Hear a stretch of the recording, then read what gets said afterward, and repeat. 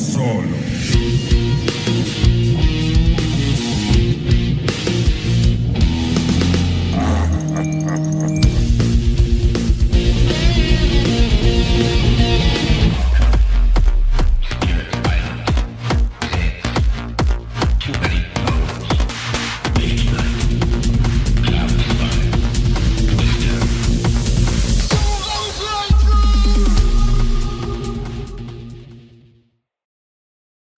And hello! Welcome to Solo Playthroughs on this beautiful Friday afternoon! Here we go. I might do a doubleheader today. We'll see. No promises. We'll see how this goes. We'll see if the Orioles start whipping on the Rockies tonight like I hope. And we'll see if I can get my head wrapped around the Ashes Reborn rulebook, the Rise of the Phoenixborn rulebook, specifically enough. Not the Rise. I don't know, the Corpse of Viros rulebook specifically, which is the solo mode. So I do want to get that on the channel, as I said earlier. But I got home from my job today earlier, and I was like, you know what? I have a Marie Lambeau deck built, and this would be a perfect time to do the Patron challenge from PheonixKnight. Eric is in the chat. You just had to start this while I was running errands, didn't you? Sorry, dude. I get it in when I can right now. And fortunately, I can get it in now, today. I recently did return to Arkham after too long of an absence, and I do mean that. Arkham, again, was my favorite game for a long time. And we have a cord. Get out the way.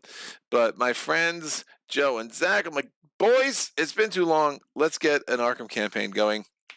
I recently started a Path to Carcosa, the Return to the Path to Carcosa campaign.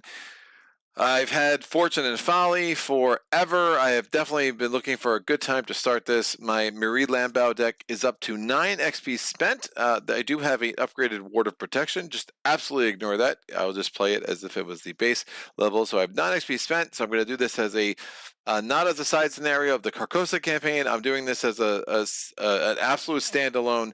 And since I'm doing absolute standalone, I built a deck with 9 XP, which means I do not have to take an extra basic weakness. To make this week, the basic weakness I drew for my campaign, though, is the one I'm going to be using. That's Aticophobia. I think I said that correctly.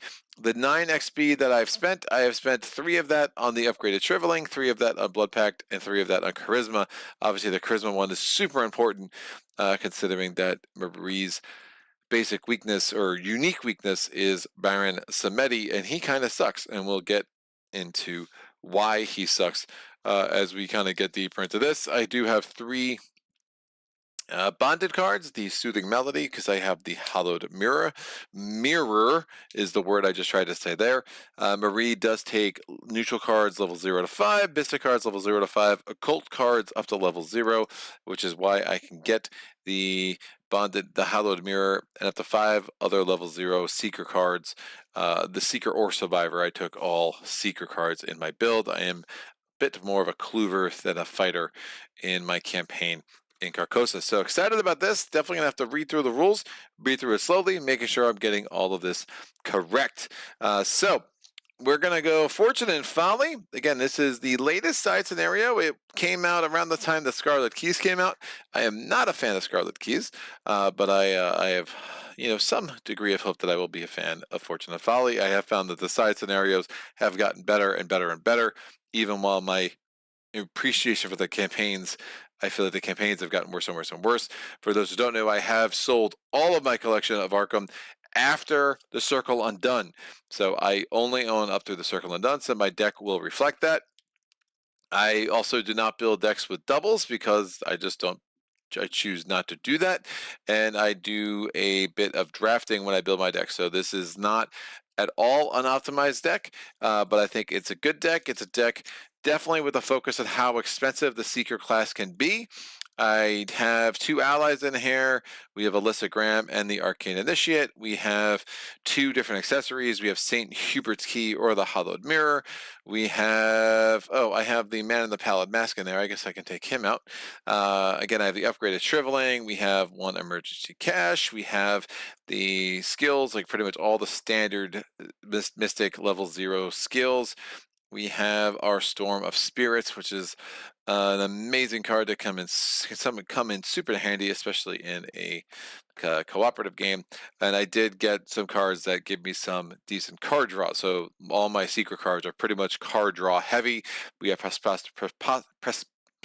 Preposterous. It's preposterous that it took me that long to actually say that word. Preposterous Sketches, and we also have a card like Eureka, which is a skill card that if we win, we get to draw a card.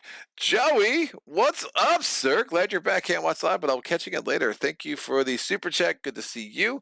PheonixKnight says English seems difficult for you today. Oh yes.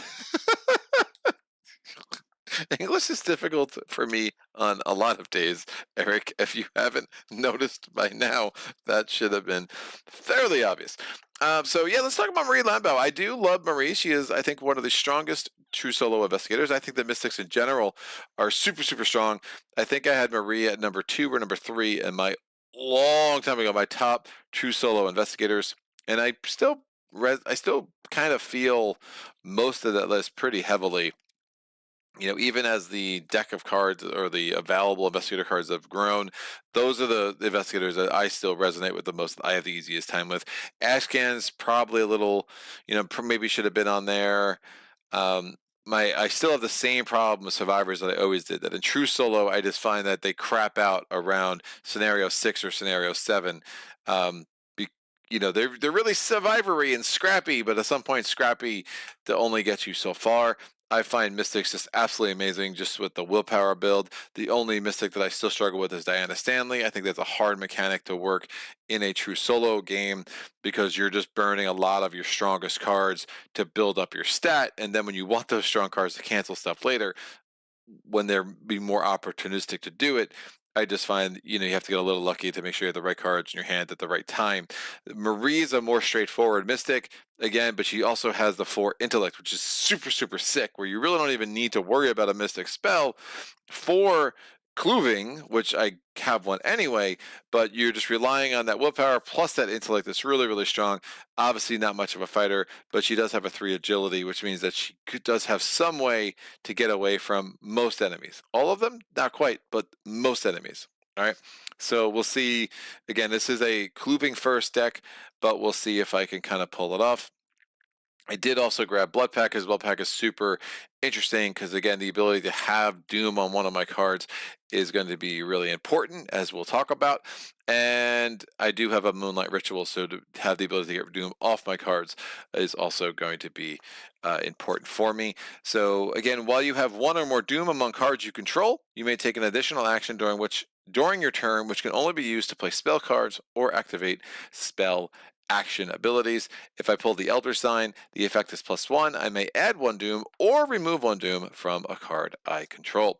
She's a 6/8, so tanky with sanity, not so tanky with health, which is pretty standard for the Mystics. Marie Lambeau always had a voice to die for. People called her the Smoky Velvet. They said she was born to sing jazz, that she had the magic touch. And maybe they were right. After all the songs she heard in her dreams ever since her grand mirror passed away were like nothing she'd ever heard before. The vocals sounded like no language spoken on earth. The notes twisted and warped. Why her grand mirror had moved from New Orleans to Arkham, Marie would never know. People used to call her grand mirror a witch. Maybe there's more than just jazz in Marie's blood. After all, dun dun dun, we have our 5 resources, and I have a 10-sided die, which we're going to need for our threat level, and we will talk about that. It is a mechanic unique to Fortune and Folly, and I will read the agenda and act when the time comes. All right. Care to try your luck? A casino at Monte Carlo is using probability manipulating powers to accumulate wealth at the cost of endangering the populace. Done. So we must plan and execute a daring heist in order to capture the source of this cult's power and put a stop to their nefarious work. But will their meddling turn fortune in their favor, or their luck run out. And we have the expansion symbol. That's fine. We are in the standalone mode. So the chaos bag. Now, again, it's not going to clink, clink, clink. You know, the old school cardboard. My friend Zach actually has all the tokens that I use. And I took all my tokens out of the coin capsules a long time ago. That's a whole other story. Whatever, it is what it is. So standard is +1, 0, 0, -1, -2, -2, -3, -3, -4, -5, 2 skulls, a cultist, a broken tablet, a elder thing, the tentacles or the auto lose, and then the elder sign. So we have 5, 10, 15, 16, 17, 18, 19, 20, 21, 22 different tokens in there. Again, if you're playing as a side scenario, you would just use the bag that you were using for the campaign that you're in the middle of, but since I'm using this as a standalone, that is the bag that I have built. So there is a checkpoint. The scenario is split into 2 parts. For the sake of my patron challenge, for those who did not read the little blurb here, the whole goal, and one of the reasons that I was really intrigued about using Marie, is that Eric wants me to prevent the agenda from advancing when it normally would advance. And then I need to win on the very next turn, and so I can't just prevent any agenda from advancing. And specifically, I need to prevent the agenda on level 3 from advancing. So I'm going to assume that's going to be for the second half of this. So I'm going to try to play both parts of this. Now this could go terribly. I might die early. Then we'll run it back, and we'll see. So again, this is pretty much a first look for me at Fortune and Folly, as I've already said, and I'm pretty excited about that. So players may choose to play these parts one at a time with a break in between. I'm going to try to play both of them in one longer session. Each part is its own game with its own setup and resolution. After completing the first part of the scenario, the campaign guide directs the investigators to a checkpoint that instructs them how to proceed. If investigators wish to proceed directly to the next part of the scenario, the checkpoint instructs them on how to clean up the game to prepare to the next part. If the investigators wish to take a break and resume playing during the next game, blah, blah, blah. All right, go from there. Alarm level. The setup of the scenario instructs the players to place 1 doom on each investigator card, marking their current alarm level. An investigator's alarm level cannot be reduced below 1 or raised above 10. And it does not, even though it's marked using Doom tokens, an investigator's alarm level is not Doom. Since it's not Doom and it doesn't count toward a Doom level, I'm just going to use a D10. I think that's a much better way to do it. So my alarm level is 1.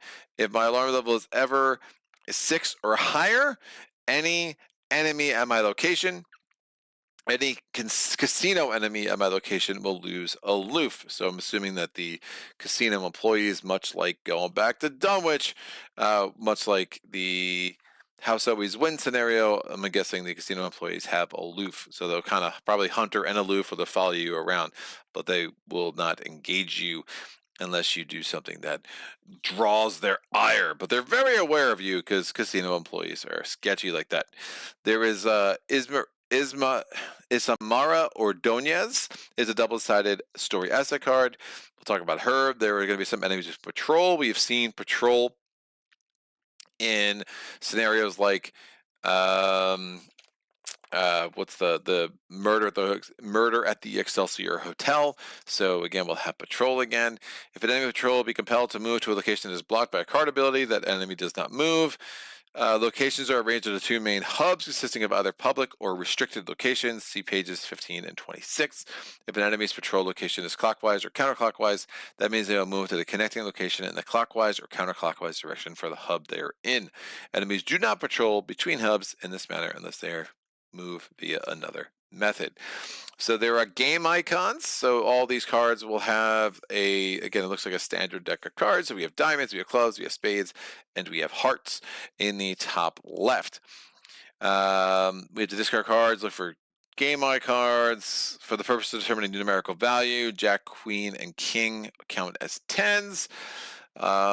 Hearts and diamonds are red, spades and clubs are black. No kidding.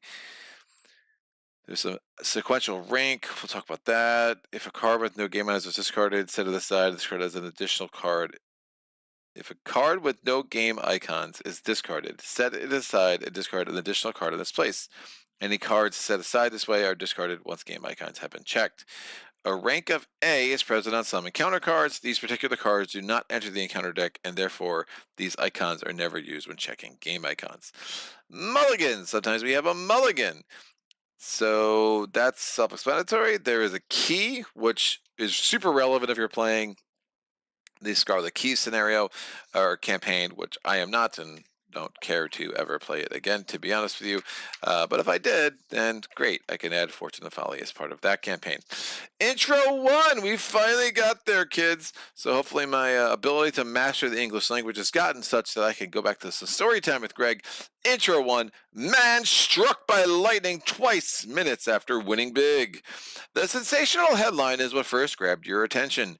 You might have written it off as just an extraordinary and unlikely event exaggerated to sell papers, if it wasn't for the other stories that followed, all centering around the same place, a casino in Monte Carlo called Daifus de la Roulette, or Roulette. I don't know if the T's are pronounced in the French. Oui, oui. All right. In addition to the unlucky patron being struck down mere moments after leaving the casino with his winnings, others have also met grisly yet improbable fates, either within or nearby. Upon inquiring further, it seems that this casino appeared quickly and unexpectedly, and the authorities in Monaco. Oh, not even Monte Carlo. We are. Oh, is Monte Carlo in Monaco? I don't know. I guess so. Yeah, it must be. Have been suspiciously tight-lipped about where exactly it came from and who owns it. Since its opening, the casino has been a magnet for the unnatural and implausible. The more you learn, the more it seems worth at least taking a look to determine whether these events are simply coincidence or the result of something more sinister. If you're playing Fortune of Folly as a side story while playing the Scarlet Keys campaign, proceed to Intro 2. Otherwise, proceed to Intro 3. Intro 3. Here we go. Although you ask around town about the casino for several days, promising leads seem to be scarce. When you visit the casino itself, nothing appears out of place, although your probing questions don't go entirely unnoticed. As you sit in the casino lounge assessing whether the trip to Monte Carlo was a complete waste of time, and if nothing is amiss here after all, a woman in a striking red dress sits down at your table. You recognize her as Isamara Ordonez, the singer who had performed. Oh, singer to singer, baby! That's what I'm talking about. Singers unite. The singer who had performed just moments before, capturing the audience with her hauntingly beautiful voice. A casual smile adorns her face, but her words are sharp and pointed. You're being too careless. We can't talk here. If you want to know the truth, meet me in an hour. She hands you a card with the address of a nearby cafe. She then stands, smoothing out her dress. Thank you so much for the kind words about my performance, she says for the benefit of anyone nearby. Hope to see you again soon. Proceed to Intro 4. Intro 4. Isamara is wearing a long overcoat of the darkest blue when you meet, her wavy brown hair partially hidden beneath a wide brimmed hat. Clearly, she is worried about someone recognizing her. You're right to be suspicious about what's happening at Dyfus. Dyfus? Dyfus? Dyfus. I don't know. One of those. She begins, wasting no time with pleasantries. On the surface, it's a casino like any other, but there's more going on than anyone could guess. Behind the scenes, a cult called the Fortunes Chosen are the ones that really run the show. They are deadly and dangerous. Anyone who has gotten too close to the truth or crossed the casino in some way has met a horrible fate. You ask about the casino owner and how involved he is with this cult. Isamara gives a mirthless smile. Aberin, he is their leader. Not just that, he's the worst of them all. He brought the casino here, but more importantly, he brought the wellspring. Isamara explains that the vault of the casino holds a strange and powerful relic of mysterious origin. It is this relic that is responsible for the unlikely events that seem to pop up around the casino. The item is known as the Wellspring of Fortune, and it has the power to manipulate probability and luck. Aberin guards it jealously, and as whoever possesses the Wellspring is able to turn fortune to their cause, no matter how selfish or destructive that cause may be. Over time, he has created the loyal cadre of the Fortunes Chosen by granting them some measure of the benefits of the Wellspring. They have come to revere it almost as a god. These true believers can be easily distinguished from the regular casino employees by the destructive coin medallions they wear around their necks. Aberrant trusts me for some reason, and he's even offered me to join. I think he views me as a potential asset, Isamara mutters. You ask Isamara what she would have you do. Steal the wellspring. Take it far away from here. I don't know how to say it more plainly. As long as it is in Aberon's grasp, he will use it to aggrandize himself. For worse, I fear that the longer its powers are used, the greater the chance of harm coming to those in the casino. Who knows what seemingly implausible catastrophes it may summon if it is not removed. I'm sorry. Who knows what seemingly implausible catastrophes it may summon if it is not removed?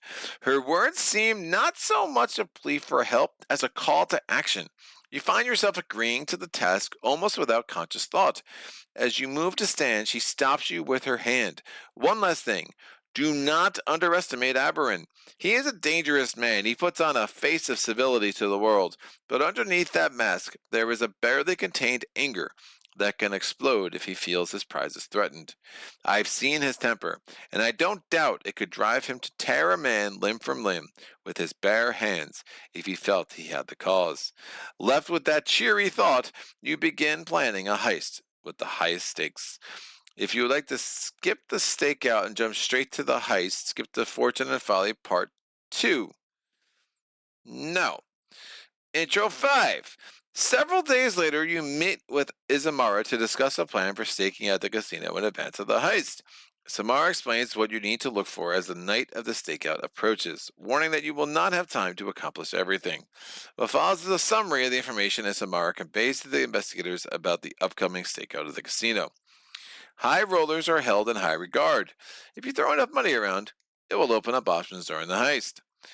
Obtaining a uniform from one of the casino employees could go a long way toward allowing you to pass by unnoticed. Samara is very invested in the heist, but she is understandably concerned about getting directly involved. Perhaps you can change her mind? The more money you win, the greater the chance that the casino will have to roll out cash carts for the busy night of the heist. These carts happen to have enough space inside for a person to hide. Somewhere in the casino is a major vent that runs from the public areas directly to the employee areas, bypassing the normal employee entrance. Aberon keeps the keys to his office on his person while making his daily rounds. It's a risk, but if you can get the keys off him, you won't have to find a way into his office later. There is a space within the main hall of the casino that can be used to hide assets for the heist, and the assets placed here will be immediately available when the big night begins. The wellspring of fortune feeds off and manipulates forces of fortune and luck. The more you play games of chance, the easier and faster it will be to gain control of it later. Finally, the more clues you can gather about casino operations, the better your chances of keeping a low profile when it comes time for the actual heist, and the more prepared you'll be for your role. Setup. Gather all the cards from the Fortune and Folly counter set. This set is indicated by this icon. Alrighty then. So we have more locations. Wait, was that the same icon as before? There's an expansion. What the hell? Oh, I get it. So there's an expansion symbol that's down there. So yeah. So there's different encounter sets. Does every card here have that encounter set? No. No, it does not, Greg. Right, these are different encounter sets. This is a different encounter set. This is the same encounter set. These are all the same encounter sets. Excellent. Tap, tap, tap. Is this thing on? What's up, Saget? Is there some warrant reading from me tonight? Richard Sutterfield says, yo, hello. What's up, everyone? All right, here we go. Build the agenda deck using only Agenda 1 and the Act deck using only Act 1. Agenda 1, Act 1. Alrighty then. Whoa, there's 4 agendas. Great. That will do. Set the following encounter sets aside at a play. Fortune's chosen and the plan in shambles. So I have those already done. Everything else here, I believe, should be from the set that I need. Hello, my friends. Hello. This seems accurate. Dun, dun, dun, dun, dun, dun, dun, dun, dun. Cool. Good. Put casino floor, which is here. Casino lounge, which is here, and a high rollers table, which is here, into play with the calm night side face up. That's done. But it's either public location at the play, public. So those locations, I did that correctly. Place the stakeout story card next to the casino floor. Just going to put it underneath it for space reasons. Each investigator begins play in the casino floor. Calm night. Now, so reason to start here. Standing in the center of the casino floor is overwhelming, with its dazzling interior and the clamor of well-to-do patrons.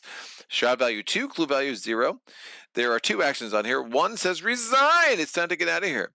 The other action says place an asset from your hand or play area face down beneath casino floor as part of your crew's stash for the heist. Limit once per turn. So we'll see if I want to do that and how that will work. So it's got to be an asset from my hand. Okay. Set each restricted location aside out of play. These should all be restricted. There are 6 locations here. And by 6, I mean 7. It's close. That's correct. So done. Let's put these down here. Excellent. Put the Isamara Adonez. Hi. Lounge singer. Story asset in the play at the Baccarat table. Inconspicuous side face up. Okay.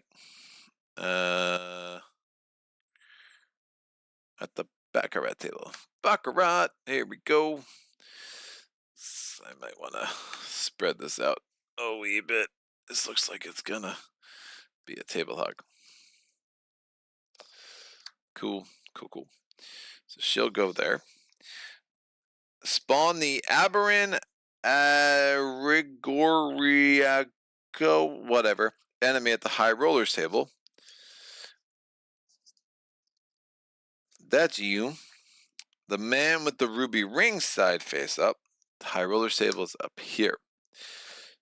Now, Isamara Adonez has parlay test willpower X, where X is the highest alarm level among the investigators. If you see, place 1 clue from your token pool on her. Then if there are 1 clue per investigator on her, remember that you've convinced Isamara to participate in the heist. That sounds pretty easy for me to do, considering it's right now a willpower 1 test. Aberrin is a humanoid casino coterie elite aloof patrol clockwise. Force, when you engage with Aberrin Arigorikawa, immediately advance the agenda. Yikes. Test 3 agility. If you fail, raise your alarm level by 1. If you see, discard the top card from the encounter deck and check its game icon. If the color is red, remember that you stole his keys. Yikes, that seems super risky. Spawn 1 copy of Casino Guard at the roulette wheel. Does it matter which one? They have different icons. So attach if the uniform fits, story card to it. If the uniform fits, is on the reverse side of the package delivery card. So we'll take this one. It's going to be here at the roulette wheel. And we're attaching if the uniform fits here. Okay, so these are all the things they want us to do. To make the heist easier, kids. I see. Great. Each investigator chooses one of the roll story assets and takes control of it. Unpracticed side face up. These are all rolls. If there is actually one investigator in the game, the investigator chooses and takes control of an additional roll story asset, unpracticed side, face up. So I'm just going to grab 2 of these at random. I don't know. We'll just go with these 2. Why not? So we have the thief cannot be discarded when a casino enemy at a connecting location resolves its patrol keyword. Exhaust the thief. Change the patrol location of the enemy from clockwise to counterclockwise or vice versa for the move. That's unpracticed. And then we have here cannot be discarded when you check game icons when resolving an ability on a game location. Exhaust the grifter. Choose one. Raise your alarm level by 1 to change the rank, suit, or color of a discarded game icon to anything, or reduce your alarm level by 1. That seems helpful. So these are just assets in play. Seems like I'm going to have a lot of them, so we'll just put these over here and start forming my line. Alrighty then. So I'm not the face or the muscle. We will worry about that later. And then there's this cash card. Remove each roll not chosen from the game. Attach the Wellspring Fortune key stable side. What? Here we go. Attach the Wellspring of Fortune key stable side face up to the act deck. Okay, so that's attached there. There's a lot of rules for this one, kids. On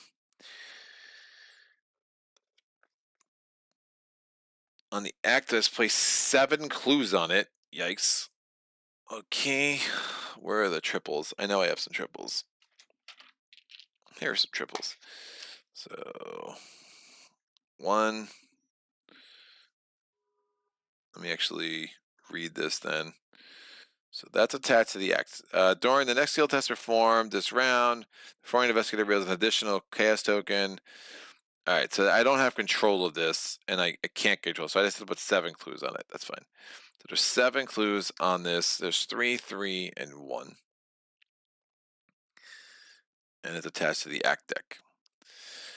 Oh! And I'm throwing clues on the floor. I'm being reckless with my clues, people. All right. If the text box is considered to be blank for the duration of the scenario, set the following cards aside out of play. The 3 fortunes disfavor story cards, so they're out of play. The cash card, the deck of possibilities, and the torch singer. Place 1 doom next to each investigator card. This doom represents the investigator's alarm. I'm just going to have a die which has 1. Does not count as doom, does not count the current agenda's doom threshold. Shuffle the remainder of the cards to build the encounter deck. So all these cards, these 2 casino guards. So we're gonna give these guys a quick wash. So the location, there's our location map. This is a clockwise patrol route. This is a counterclockwise patrol route. That's not shocking. But I'm glad they told us. And do not read. We're now ready to begin. Did it tell me I was not ready to begin? It did. Look at that. Super cool. Sagitt says, good luck. I am no Arkham boy, but may the tokens be more merciful to you than dice. Mike Owens has been a minute since I was able to catch the live stream. Happy Friday, y'all. What's up, Mike? Hopefully the cards and tokens will be kinder to you than dice. This is a theme. And Matt Levy says, hi, all. First time catching live. Nice. Yeah, my times of streaming are going to be all crazy, so should allow some people to catch streams that couldn't catch them live before, and it will also probably make it more difficult for someone like Sagitt, who very much referred back earlier start times, considering his location in the globe, or not in the globe, on the globe. Yeah, on the globe. We'll go with that. So here we go. So we have, again, the high rollers table with Aberrant next to it. The high roller table does have an action on it. If there are no clues here, spend 4 resources. Remember that you impersonated the high roller. Discard the top 5 cards in the encounter deck and check their game icons. You may mulligan once. If all 5 cards have the same suit or a sequential rank, or if 4 of the cards have the same rank, gain 8 resources. That's hilarious. Yeah, that's not happening. We have the Baccarat table, which says on it, Baccarat has been popular among the French nobility and aristocrats for over a century, perhaps longer. Even in this casino, this seems to remain true, where the most well-dressed and ostentatious are sitting around the Baccarat tables. We have the poker table. The poker tables are constantly in demand. Each game filled with players from around the continent and the world. Clattering fills the air as piles of chips are relentlessly pushed and stacked, each one a bet against destiny. The air is thick with smoke, sweat, and the tension of a good bluff. We have the slot machines, which says several rows of machines stand to one side, hooking unwary souls into an endless cycle of spend and pull, spend and pull, spend and pull. No skill or finesse needed here, just raw submission to the whims of fortune. We have the casino guard. It's a loop patrol counterclockwise. So this guy's controlling clockwise. He's patrolling counterclockwise. Spawn a high roller stable or guard room, whichever you choose. He's supposed to spawn. They did tell me to put him there, right?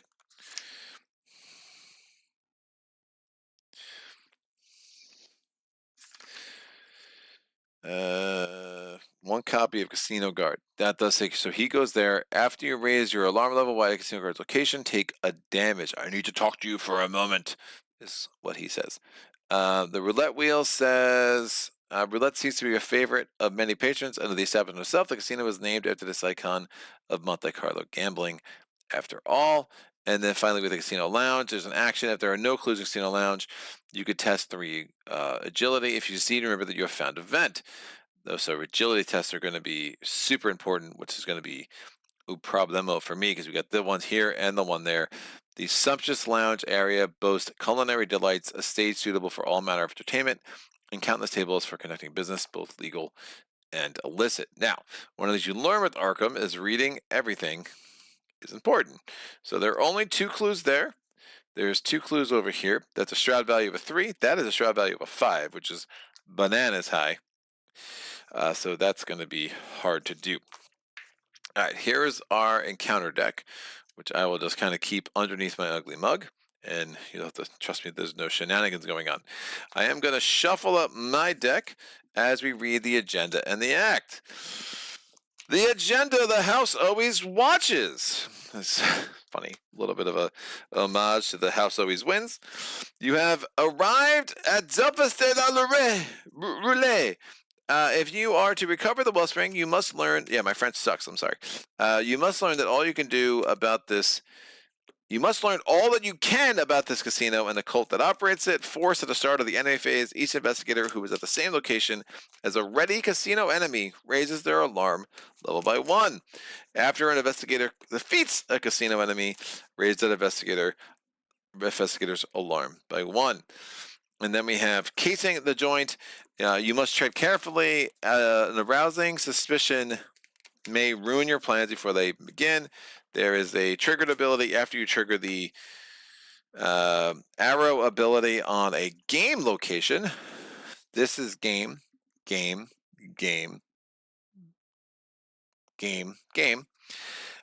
game location, remove 1 clue from the Wellspring of Fortune, 2 clues instead if you gained resources from the game location's ability. Objective, accomplish as many tasks you can and get out of here before you're noticed. If each undefeated investigator has resigned, advance.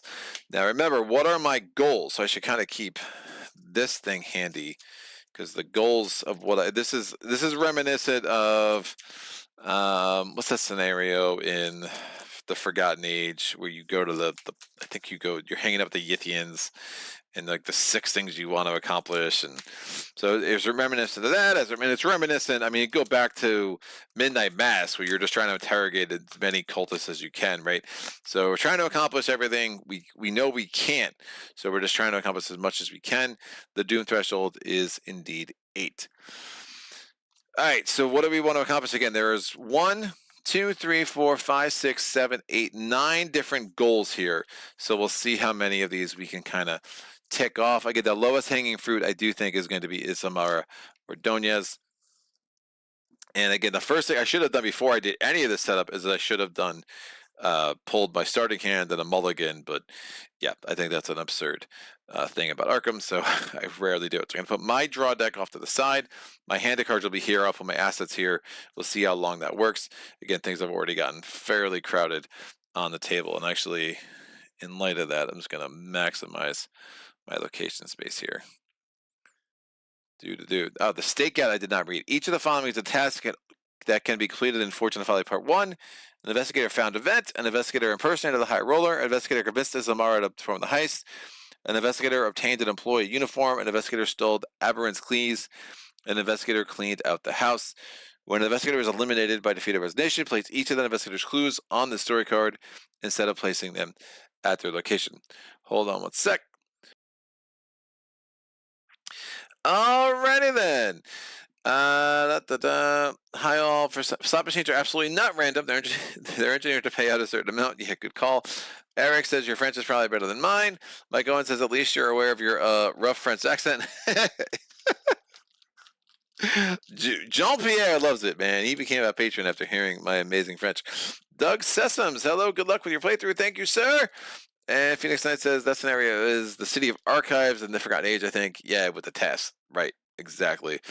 Oh, those Yithians stealing bodies and other assorted nonsense. All right, my opening hand. I get the Ward of Protection. Now, pretend that is not level 2. It's just a level 1. Again, I'm playing this in a campaign. This would get me up to 11 XP. Again, I only spent 9. So I could play it this way, but again, the difference between the level 2 and the level 0 to level 0 allows me to use it only on me. This allows me to use it on an investigator at my location. So again, pay no attention to that. So again, treat this as a level 0. St. Hubert's Key, I don't hate that at all. Oh, Alyssa Graham, that's the money is going to be the issue, but I am loving those two in my opening hand. That is a weakness, so we just set that aside. Manual dexterity, that could come in handy in a bit, and then we have prophecy. Now look, I need money to pay for these 2 suckers, so I'm going to put these 3 aside and hopefully draw my emergency cachet. We have a scrying mirror, don't hate that. We have drawn to the flame, don't hate that. And we have deny existence. I'm going to shuffle all these back in.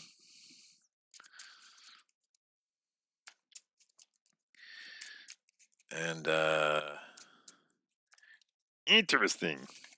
I probably want to get to Isamara quickly before my alert level goes up. So here is my hand. People can play along at home. All right, there we go. So I have 3 fantabulous actions. I'm gonna put. I don't know how I don't put Alyssa Graham into play. I'm gonna put Alyssa Graham into play for 4.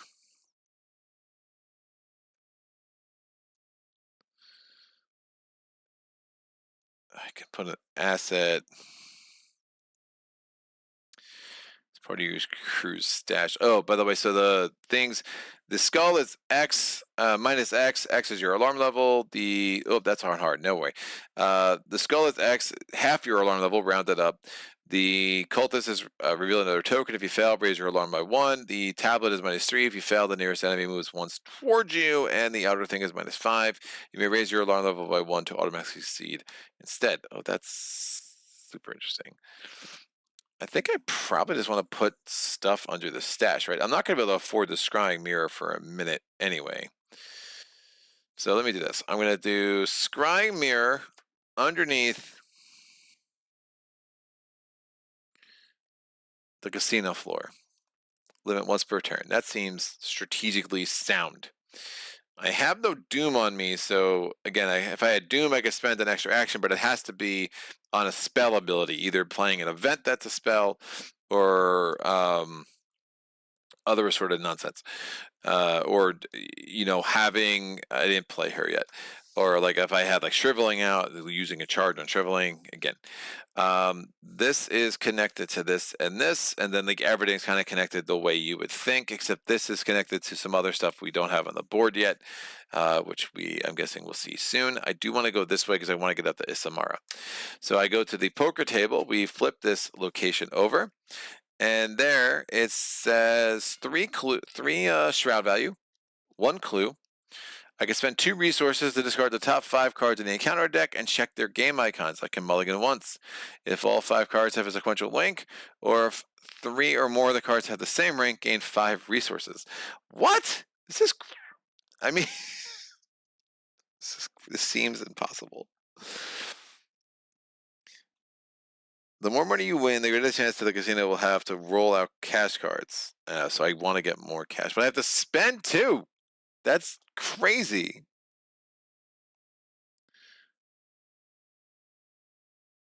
just seems impossible. I mean, I'm a gambler. Like, for those who don't know, I have a long history as a poker player, but that just seems crazy. Anyway, I'm putting out a listogram, and to my assets were over here. My assets. She costs 4. I'm going to exhaust her. Wait, the resources over here. I'm going to look at the top card of my deck. It's a Sthonian Stone, which is also interesting. I do not want to put a Doom on Alyssa, but at least I know it's not Baron Samedi, because Baron's the worst. So, that is the end of my first turn. We're going to go to the enemy phase. In the enemy phase, again, patrol does trigger every enemy phase. Normally, I'm making sure that is not different here. Patrol. Summonation shared. Yep, that goes in framework step 3. So they're gonna trigger now. So he's patrolling counterclockwise, and the uniform is attached to him. So I have, if a casino employee looks like they are wearing a uniform in your size, I can do a fight test. Perform this attack only on the attached enemy. Test 3 combat. If you succeed, attached enemy has been knocked out. If you fail, raise your alarm by 1. If attached enemy leaves play, remove this story card from the game.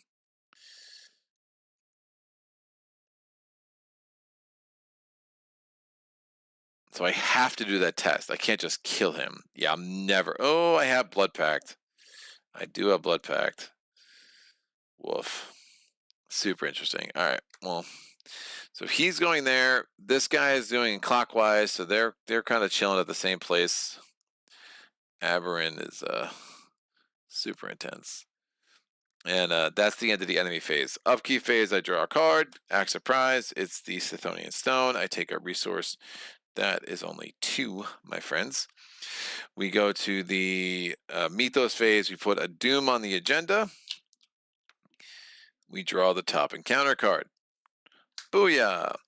Revelation. Attach to the nearest location without a copy of Arcane Spotlight. Now, this has a queen, so we have 2 queens out the deck. And after you enter a attached location, raise your alarm by 1. At the end of each round, each sophisticated at the attached location raises their alarm by 1, and then discard it. So I could just have it go away this round by just staying here for the entire turn. So that's that. Draw to the Flame might work over into Casino Lounge. 8's not a lot, kids. All right.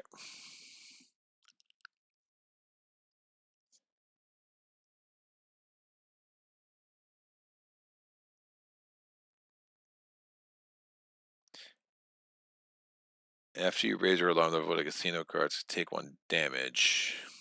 There's so many forced abilities right here, guys.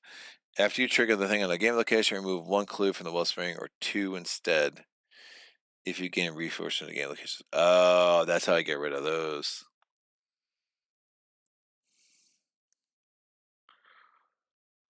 That's what they're saying. The more I gamble, the more I can take those things away. That's interesting. All right. Well, crap. God.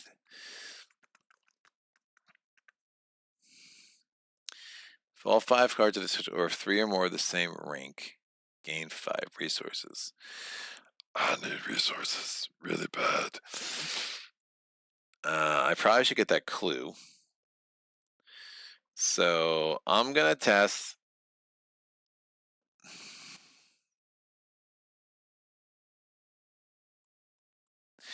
A 5 to a 3. I think I probably should remember. 5 to a 3. I lose 1, 2, 3, 4, 5, 6. 6 out of like 22. So I'm like, I win 2/3 of the time. Yeah, I think that's. I really want to get that out. Oh, I could do it that way. Let me do it this way. I'm going to see if I can get a bunch of resources. So I'm going to do this test. So I spent 2 resources. Omaha 8 or better. Nothing's wild. Sky's the limit. Excellent. So I'm going to spend the 2 resources to discard the top 5 cards in the encounter deck and check their game icons. I can mulligan once. So if 3 at the same rank, I gain 5 resources. Or if I make a straight, essentially, which just seems insane. But we're going to try this anyway. So I'm going to do, we got a 10 of clubs. I mean, I don't know why I can't make a flush. I can only make straights or sets, apparently. So we got a 10 of clubs, an 8 of hearts, an 8 of diamonds. Ooh, give me another 8. All right. A queen. Oh, that's terrible. And the 5th card is a jack. So, that's funny. I can discard, I can mulligan once. So I can either discard one of the 8s and hope to pull a 9, which seems crazy, or I can discard these 3 and try to get a third 8. I'm assuming there's 3 more 8s in there. So there's 2 more 9s, 3 more 8s. I think it makes more sense to discard these 3. So I'm discarding these 3. I'm drawing again. Don't be a 9. It was not a 9. It was the 4th queen, actually. 8. 8! 3 8s, baby! Woo! All right. So after I begin the test, I gain resources from the game's ability, so I can take 2 clues off of this. So I'm replacing this 3 with a 1.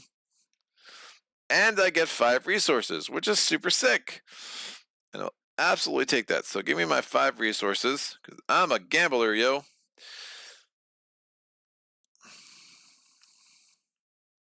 With my 3 8s. All these cards are discarded. I'll put them up here. And now I have 5 resources. Excellent. Partially I'm doing this because I was trying to gamble because I want to get St. Hubert's Key out because that's going to give me an additional intellect. I never readied Alyssa from last turn. I'm spending 4 resources putting out St. Hubert's Key. Now my sanity is -2, so it's only a 6. But again, I have Alyssa here, but my willpower and intellect are +1. So now I'm actually a 4, 5, 6 to a 3, which gives me much better odds of succeeding on this test I'm about to do. It may raise my alert. Oh boy, I really need to find my Moonlight Ritual. That's what I need to do. But this is fine. Oh, he's going to be super annoying.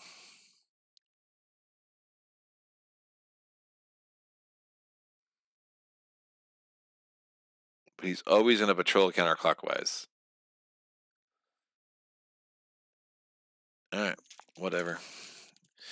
Is what it is. So I'm going to pull. I'm +3, 6 to a 3. Don't do it. Oh. -4. I fail. Supposedly I need clues. So, that sucks. Alright.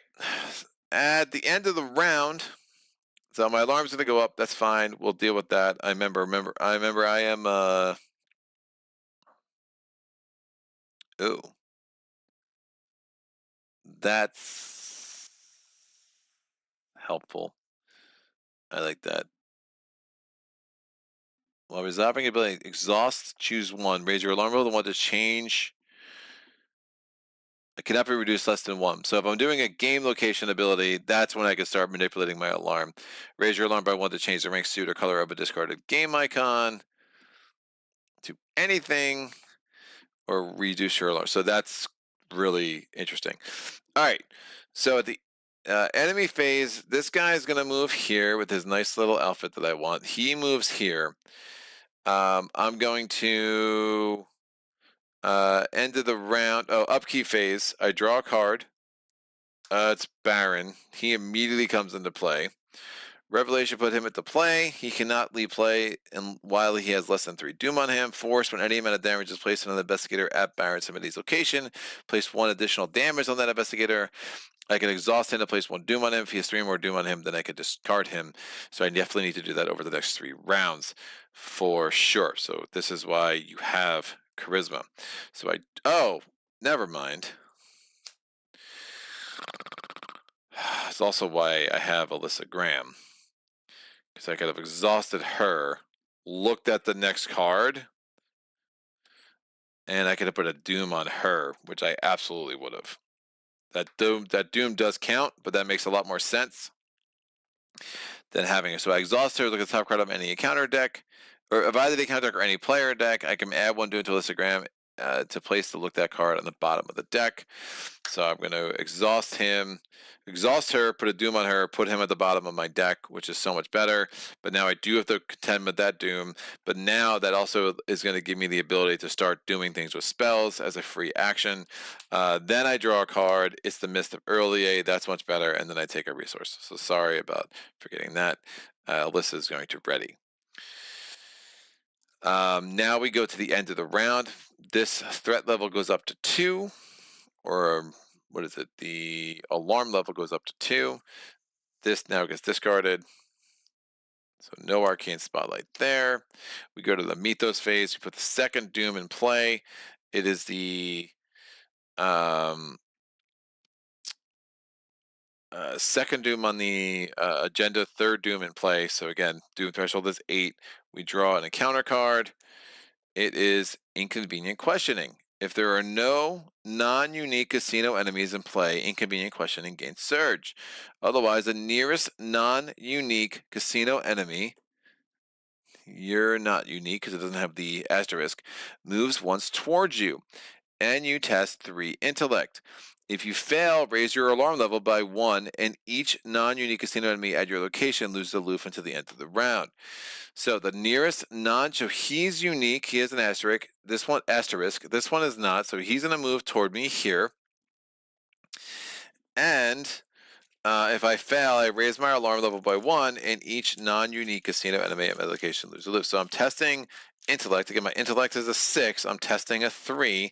We'll see if this goes better this time. I am mostly crushing this deck, or this bag. A tablet, -3. I succeed. So I don't have to raise my alarm level. This is out. And we are done.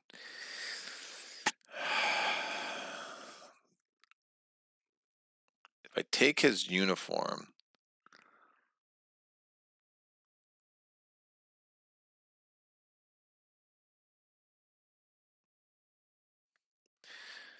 if attached enemy is knocked out,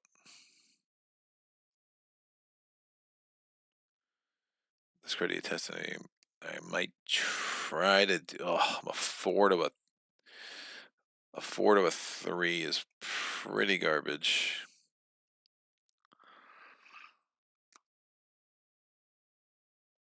So I can add a Doom to Blood Pact to give me a combat of a 4. I can discard Deny Existence for a 5. This guy started 1, 2, and he's here. So he's actually chilling. If I end my turn,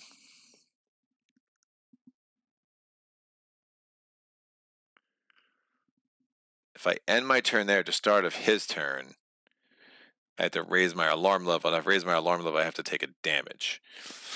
So a lot of interesting things happening there. First and foremost, I want to get that clue. So I'm testing a 6 to a 3. Take 2.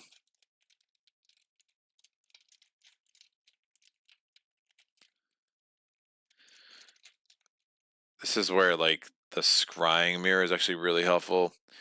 All right, I succeed. I get the clue there.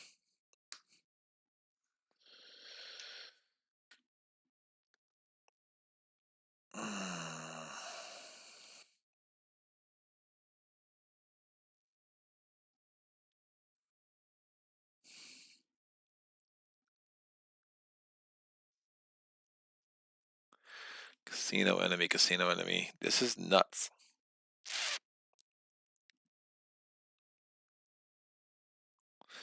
Yeah, 4 to a 3, 5 to a 3 is super tempting.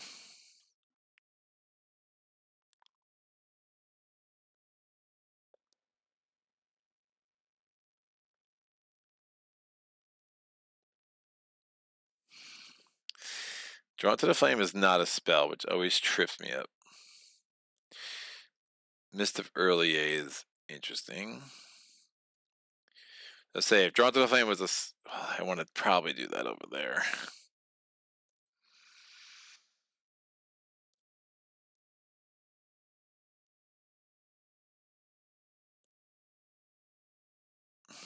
Spawn aloof.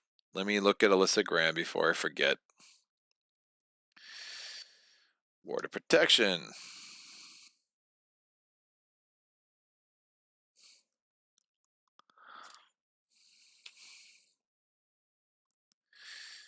It has a wild icon on it. I mean, that'd be one way to just get the. I mean, I'd be doing a 6 to a 3 on that.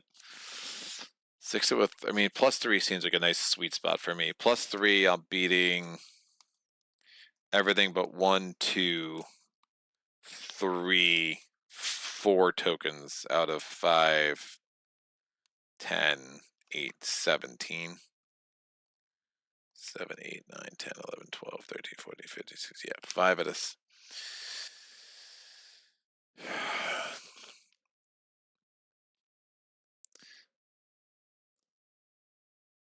I think if I take a resource. Oh, I put the Chthonian Stone in play. That actually lets me get the Elder thing out of there, which really helps my odds. Let me do that. I'm going to grab a resource, and then I'm going to put the Chthonian Stone in play. Takes up a hand slot, and then I'm going to seal the Elder thing.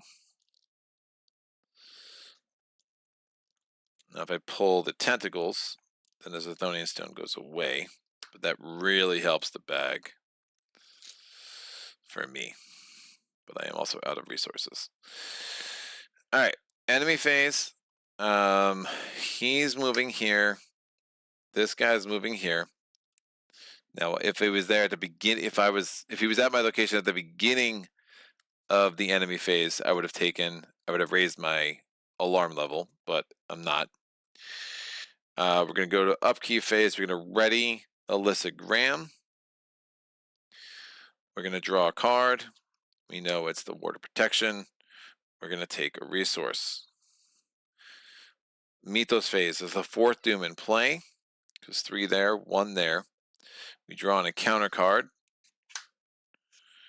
It is Obsessed Gambler.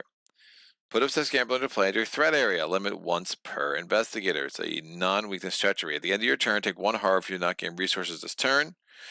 Test 3 willpower. If you succeed, discard 4, 5 to a 3. Woof.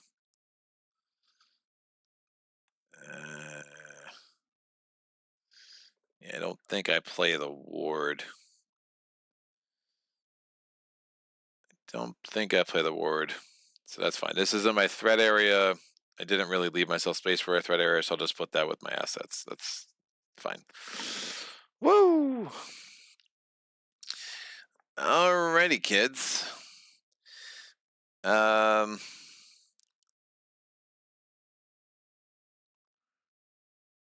I can definitely take the horror. Do want to clear that off.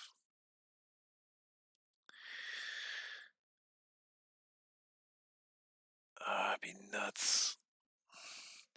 It'd be really gambly.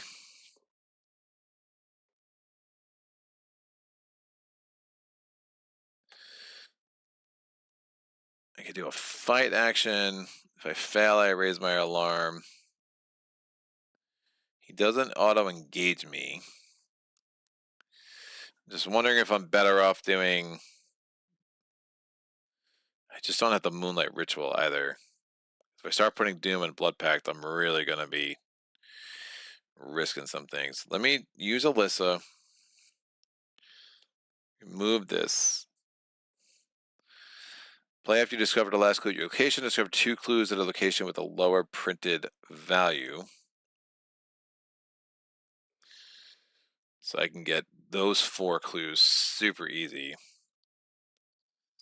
That's between drawn to the flame, and connect the dots. I'm not going to try to rip this guy's clothes off yet. With my first action, I'm going to move here. We go to the back of red table. We flip that over. Shroud value 4, clue value 1. Spend 2 resources. Name player, banker, or tie. Discard the top 2 cards of the encounter deck and check the game icons. If the combined value of the ranks is higher than 18, the player wins. If the combined value is lower than 18, the banker wins. If the combined value is equal to 18, it is a tie. The result matches the result you named. Gain 4 resources. So it's interesting because I think the deck is actually pretty weighted toward big cards. For the cards that are in the other sets, yeah, the 6s, the 5s, and the 4s are over here.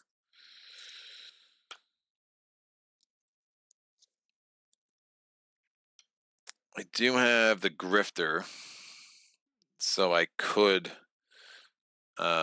do some things with that. Remember, I want to clear these off. I do want to parlay her.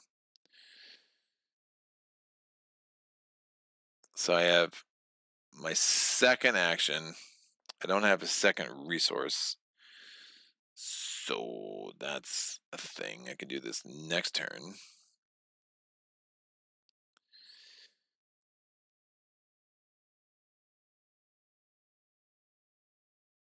So I parlay her now. I'm a 4-5 to a 2 because that's my alarm level.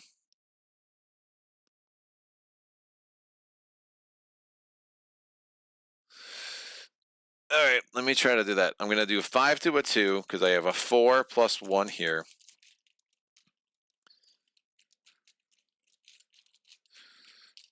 Tentacles would be a little bit sad. 4 plus a 1 here. So 5 to a 2, I succeed. So I have convinced her, so I'll put a resource on this. That's really tiny. I'm gonna flip. Nope. I'm just going to. I'll put a resource on her to indicate that I've done this.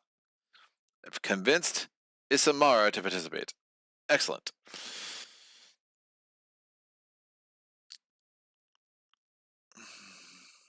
I'm going to. So I moved with 1 action. My second action, I did nothing. In my second action, I did this. My third action, I'm going to want to get a resource anyway. I still want to draw cards. Oh, my third action. Oh, that's a freaking. That's a 4. I could do a 6 to a 4. I'm going to have to win one of these eventually, right? So I'm going to do a 6 to a 4 to try to get that clue while I'm here.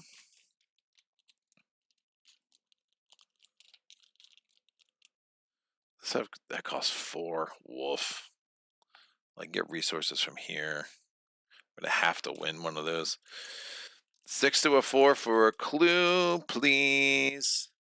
6 to a 4 for a clue. I would actually really like the Elder Sign. Hey, a +1. It's like the Elder Sign, but not as good. So I get this clue. So we have 2 clues. Enemy phase, patrol keywords trigger. He's going here. He goes here. Upkeep phase. Draw a card. Connect the dots. Take a resource. Mythos phase. This can go over here. Mythos phase. This is the 4th doom here. That means there's 5 in play. I have accomplished not a ton. So I still need to get these off. I still have 5 there, which is a lot. Supposed to be 5 on there.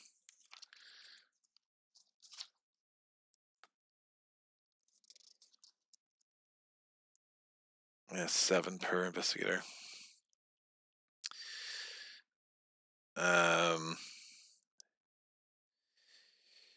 What am I doing? I just added that, right? 1.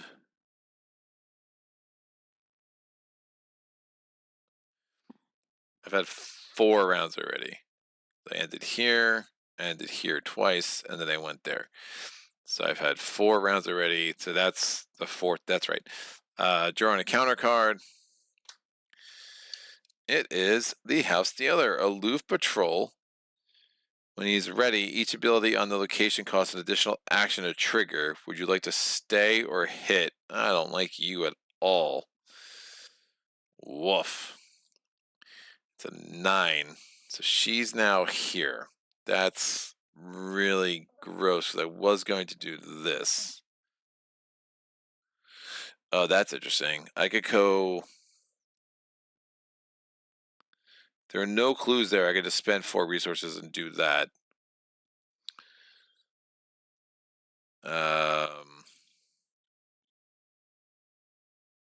But wow, I need resources. There are no clues there. That's going to be super hard. I do not have the willpower for that. Oh, at the end of my turn, I did not gain resources, so I take a horror, which I'm going to put on Alyssa. And I'm testing willpower 4, 5 to a 3. If I succeed, I discard that.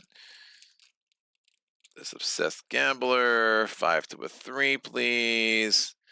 Nope, I fail. That's not great.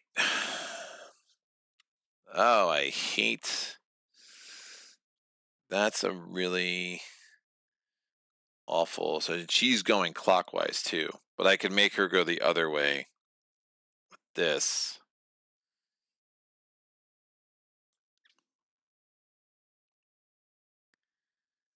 Not gonna have the resources for this.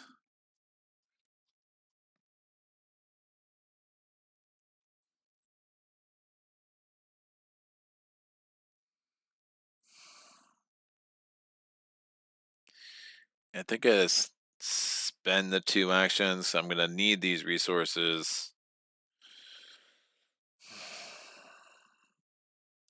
That's super annoying. So I'm gonna spend the 2 resources. I'm spending 2 actions. I do want to do the house dealer thing now. I'm gonna say lower. So if it's higher or lower than 18, I know a lot of queens are out. I'm gonna go lower or tie.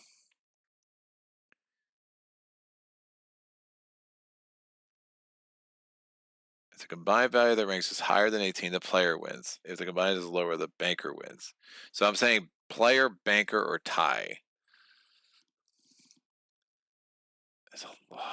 The 8s are out. So I guess it's like a lot of the 10s. The 9s are out.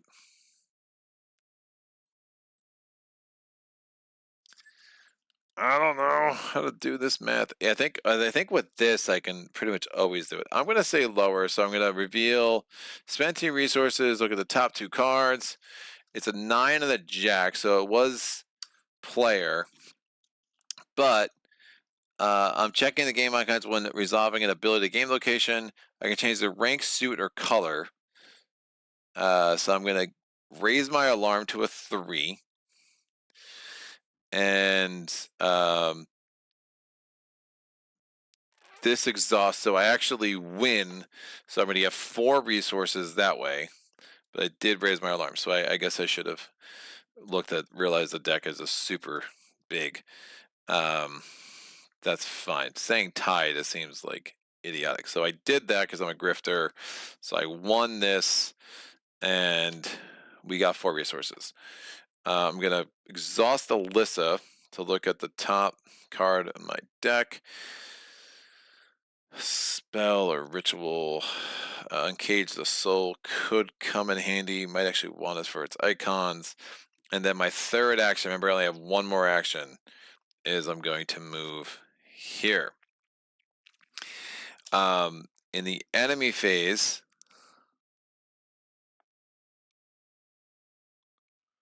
the same location as a ready casino enemy. I was not at the same location as there at the beginning of the enemy phase.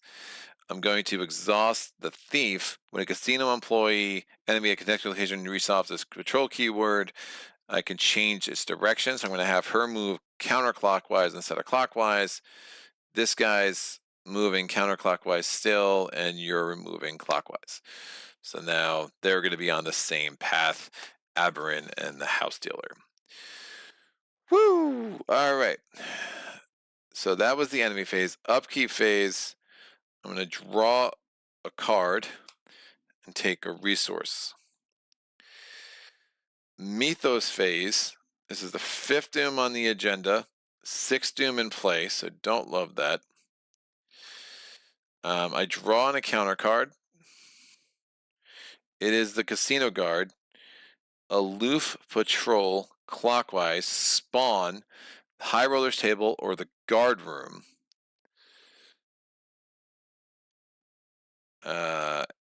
Whichever is nearest to you. If you raise your alarm level at a casino's guard location, take a damage. I'm not going to raise my level there.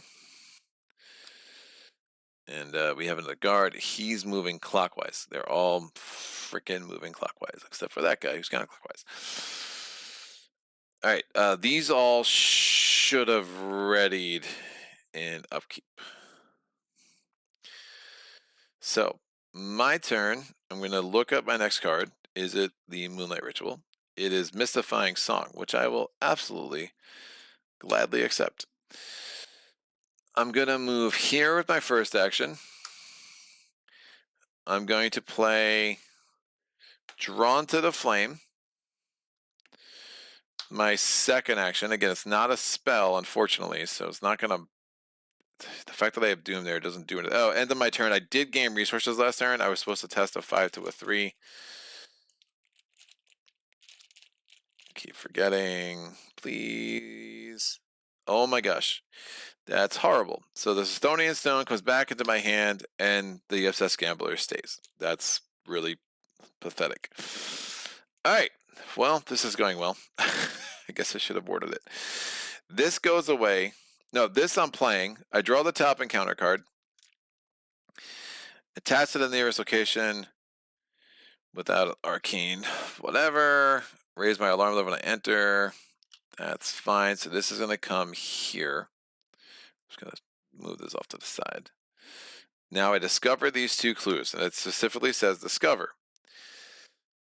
Oh, these clues should go here. I have 4 clues. And then, after you discover the last clue your location, I can discover 2 clues your location with a lower shroud value than your location. So I'm going to spend 4 to play connect the dots. And I'm going to get these 2 clues as well.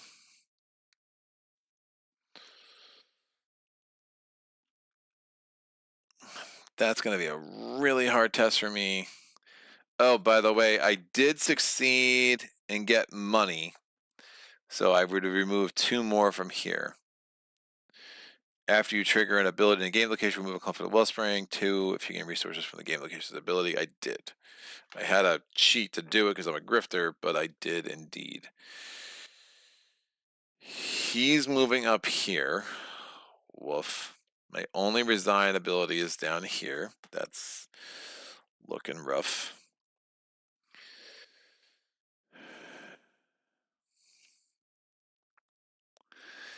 I can test 3. I could try to do this and try to find a vent. What was this again?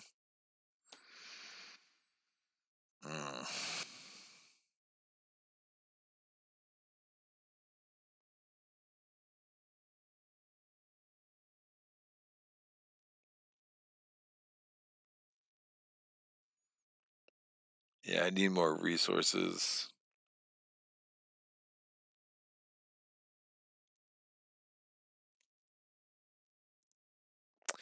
I don't know how I'm going to get his keys. I haven't been able to use my extra action at all.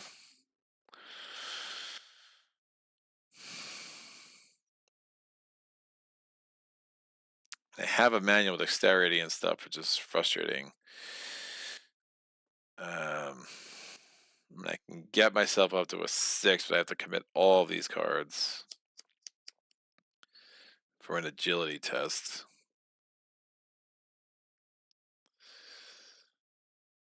So I went 1. Oh, I'm done. No, this is connect the dots is fast. So I still have 1 action left.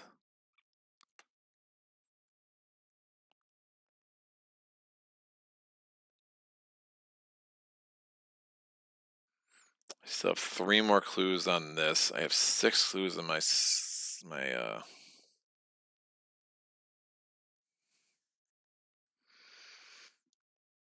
in my card.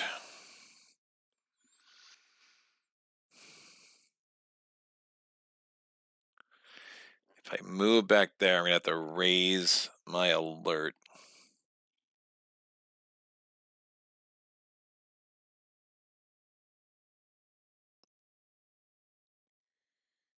I'm gonna need 4 resources to do that. Woof.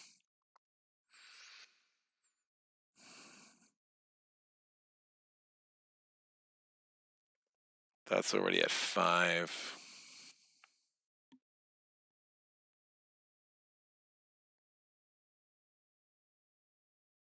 Oh, that could gain me 8 resources.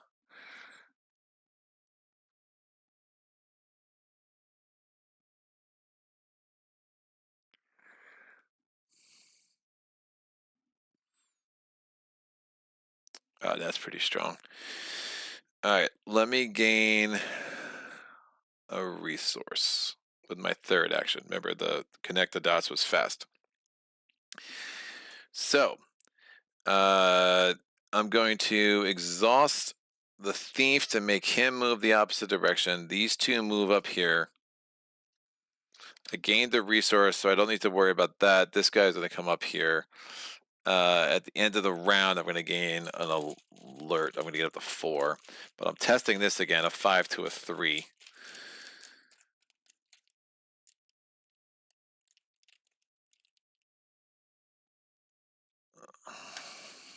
Skull, my alarm level is a 3, so 1.5, rounded up 2, so I actually succeed, so this goes away. Alright, upkeep phase, I draw a card. I take a resource. Mythos phase. We had a Doom, 6th Doom on the agenda, 7th Doom in play.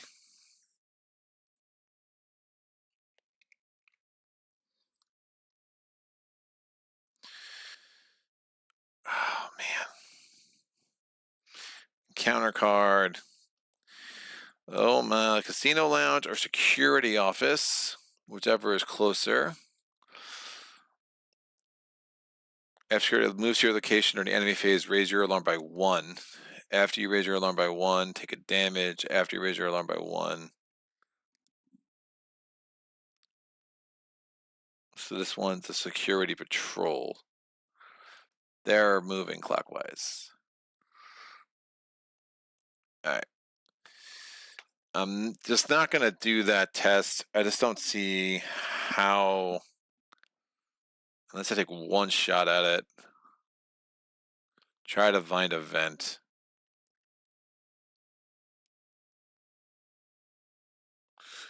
Well, these should have readied. I'm going to look at my next card. It's Arcane Initiate.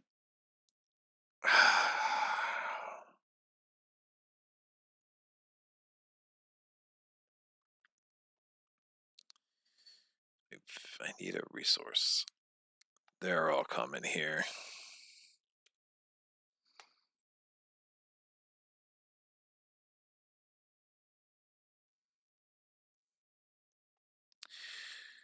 Yeah, I think I do this. I get a resource, I move here, I do this, I get this down to 1, I prevent the agenda from advancing. We'll see if I can get down here to resign in time.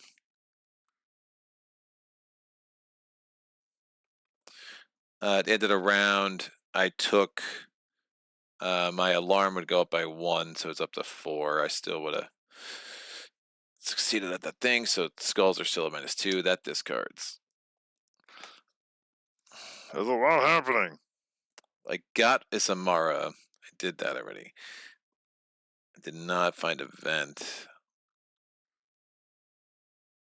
Cleaned out the house.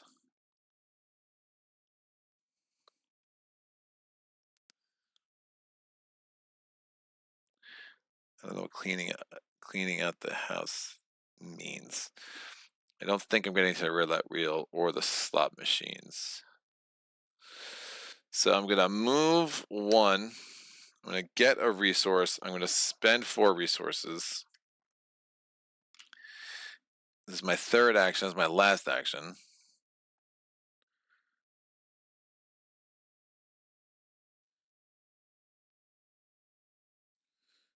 Oh, I'm screwed. I'm not gonna be able to resign.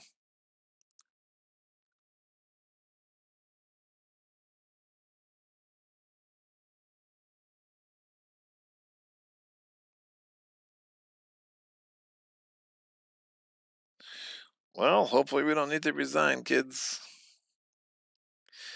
I spent 4 resources. I impersonated a high roller, so I'm going to put a marker on this. Discard the top 5 cards in the encounter deck. Check their game icons. 3, 4, 5. If all 5 cards have the same suit, so this is where a flush matters. Or if I can get quads. Yeah, good luck. Yeah, this is impossible. If all 5 have the same suit or a sequential rank. Oh, okay. So 7, 6, 7, 8, 9, 10. You may mulligan once. I actually could succeed with the grifter here. I'm gonna need the money. Amazing.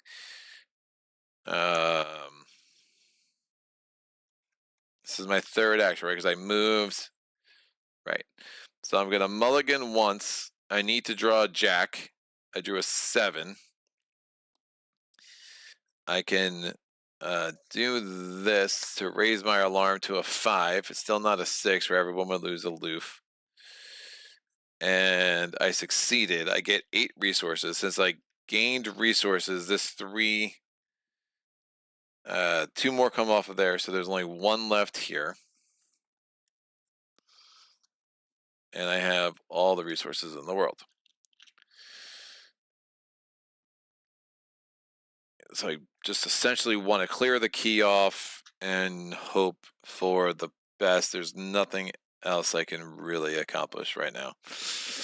So enemy, these get discarded.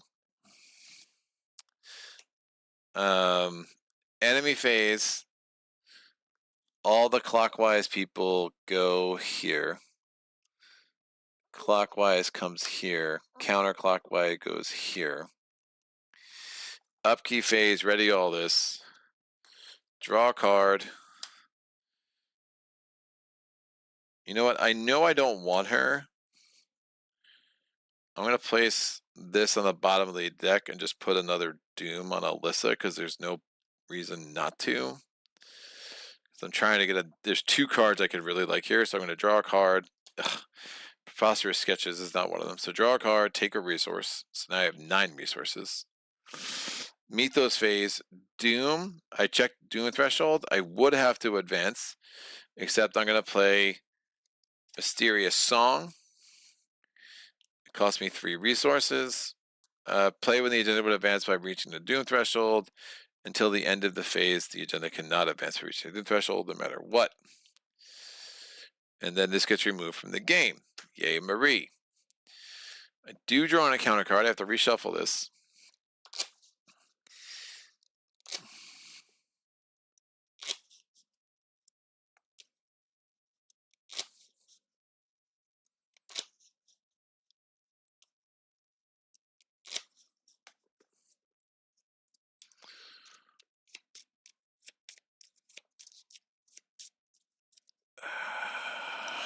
Can I?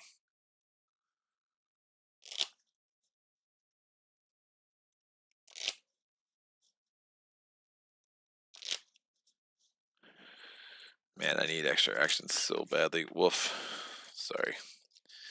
Trying to think, if I try to rip that guy's clothes off, I can try to find the vent. I still want to get that last clue off of that thing, though. I've only done 2 things.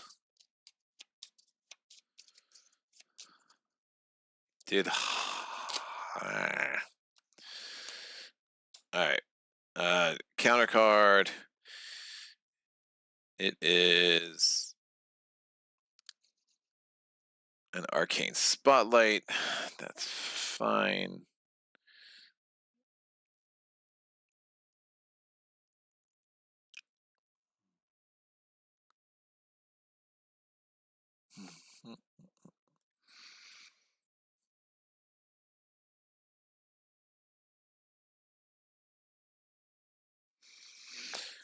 I'm going to look at the next card. So I did not get Moonlight Ritual. I did not get my shortcut. Either one of them would have been interesting. So I guess I'm just going to end this game on the poker table. Oh, wait, did I move him? I did. So I'm going to move 1, 2. I'm going to spend 2 resources. We're going to play some poker. I'm looking for a straight or 3 with the same rank. Hey, 3/8 again. Look at that. I get the last clue off of here. I gambled a lot. And I get 5 more resources.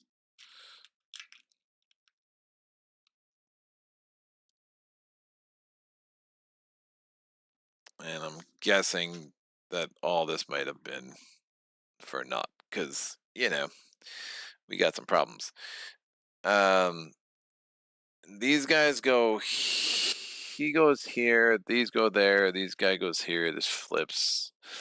I draw a card, Eldritch Inspiration, I take a resource, Mythos phase, that is the 10th Doom in play.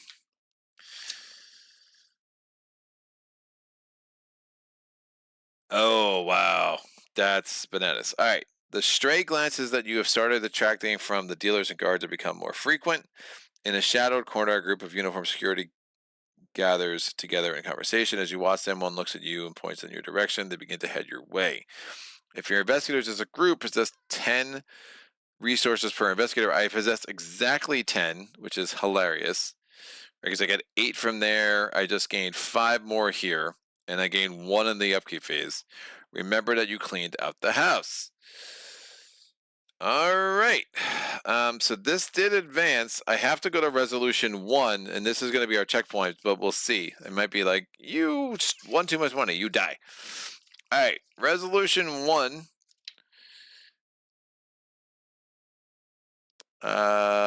You find yourself fortunately removed from the casino after attracting far too much attention. It is certain that soon your description will circulate among the staff.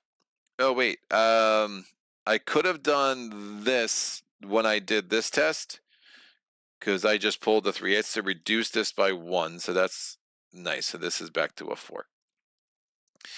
But that's not going to help me for very long. All right. Certain that you will soon description will circulate among the staff. This will undoubtedly make matters much more difficult when the heist begins. Each investigator who did not resign raises their alarm by 2, so now my alarm is at a 6. So these dudes do lose aloof, which sucks. Investigators cannot spend experience or alter the dex in between Fortune and Folly, part 1 and 2. Proceed to checkpoint the plan. The plan. With the stakeout complete. So remember, so I cleaned out the house. I have her on my side. I impersonated a thing, and I got all the clues off of the Wellspring of Fortune. All right. With the stakeout completed, the time has come to plan out the actual heist. There are only a few days until Saturday night at Dyfus de Lorette.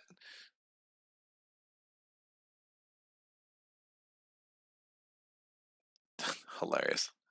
Slot machine's funny. Roulette wheel is funny. I missed out on 2 clues max. I got 6 of the 8. I feel pretty good about this. We'll see. There are only a few days until Saturday night at Diverse of the Red, the busiest night of the week and the perfect time to get lost in a crowd. The plan for the heist is simple, at least in theory. With the casino staff and security occupied by the Saturday crowd, you will first enter the public areas, just as you did last time. There, you will try to avoid notice as much as you can while completing any needed tasks. Once that's done, you will slip into the restricted areas in the back of the casino. They are that are reserved for staff. This area holds the vault itself, where the Wellspring of Fortune is located. According to Isamara, the vault door is not only secured by solid steel, but also held shut by the same kind of energy. If that wasn't enough, it is constantly monitored by guards, patrols, and occultists of the Fortune's Chosen. It will take a carefully executed plan and some improvisation to succeed against all odds. With only a short time to gather supplies and practice the approach, there may not be enough time to rest and recuperate from your first tangle with the casino. Proceed to the plan 2 if you wish to play the rest of the next part of the scenario immediately. I do. With a deep breath, you make your final preparations. Check the total amount of damage and horror in each investigator. I have none. If any investigator has 6 or more combined damage and harm, then the investigators need time to rest. For every 1 clue on the stakeout story card, so what is it? When it lead side.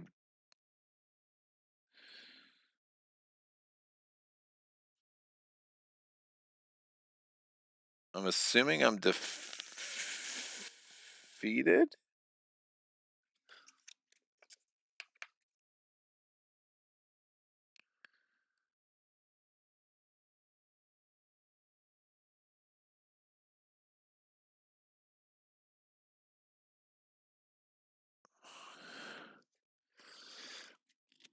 I mean, I didn't resign, but I wasn't defeated.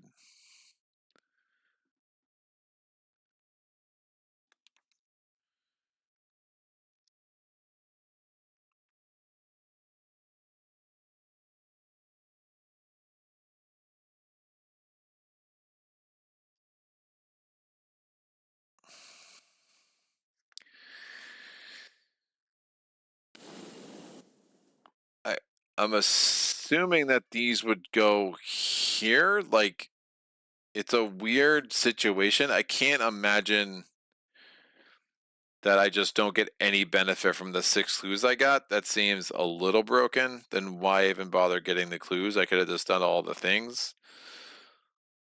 Because I'm technically not defeated. So this does seem to be what would need to be an FAQ. Is eliminated. Like, it should say you're forced to resign. You're forcibly removed. But then it's who did not resign. I don't know. I'm taking those 6 clues. Someone can tell me if that's wrong. It would make 0 sense that I have that my group would not get the benefit of those clues that I had. Because then it says, for every 1 clue in a stakeout story card, the investigators of the group choose one of the following options: reduce each investigator's alarm by 1, or choose a roll card that was under an investigator's control when the game ended. Flip the chosen card to the practice side. So I am absolutely making both of these practiced, and I'm reducing this by 4. And if that's wrong, again, send letters to Solo Playthroughs Philadelphia. I'll get them. But, like, yeah, that would be pretty insane if that's wrong. Gather the face-down assets from beneath the casino floor that are part of the stash for the heist. Each investor takes a stashed asset set of their own and sets them aside. Do not remove any locations from play. All tokens of the locations are removed, and all cards of the locations, except for the Wellspring of Fortune, Isamara, Donias, and Aberrin. All tokens on these locations are removed, and all cards of these locations, except for the Wellspring of Fortune. So the Wellspring of Fortune is not discarded, Isamara is not discarded, and Aberrin is not discarded.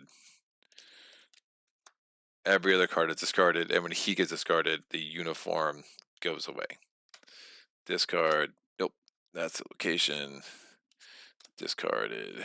These are discarded. Discarded. Gather the. Do not remove any clues display. Blah blah. Each investor's. Reset each investor's deck and the encounter deck. So I'm taking all of these. The scrying mirror is over there.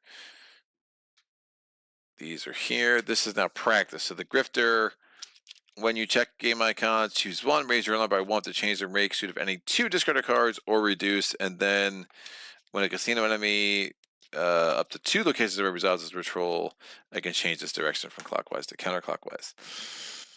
Tom Chick, what a lovely treat. Greg streaming one of his oldest hits. I'm a back up to start watching from the beginning, but I just want to weigh in and say thanks for everybody. This is such an oldie but goodie. It looks like I tuned in just in time to hear Greg mutter, "Oh, I'm screwed." What's up, Tom? How are you, man? Good to see you. Good to see your name in my chat. Woo! All right. Yeah, really not sure about that rules. I mean, some of these side scenarios. Oh, I also cleaned. Wait, I did not obtain a uniform. I did not find a vent. I did not steal his key. I impersonated a high roller. I convinced Isamara to participate in the heist.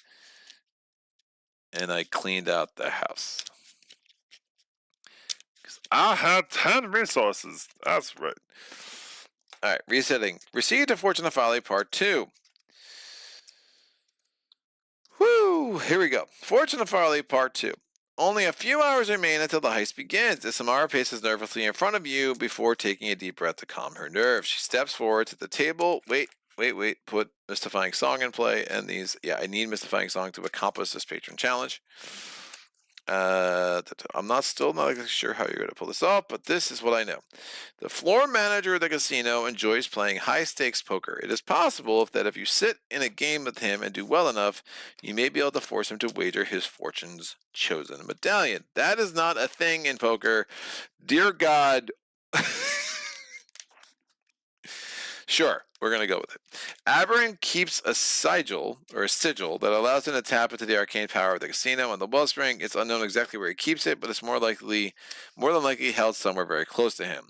There is an employee that works as a counter that is known to be open to a little action on the side. He can provide a schematic of the ductwork that runs throughout the casino. Did it say something about me doing the leaving those locations because I might be able to, whatever. In the back of the casino, there was a staging area for guards. You could buy a employee uniform or some kind of equipment found there. You should be able to pass yourself off as one of them. Surveillance is extensive, but the exact means of keeping an eye on the security is unknown.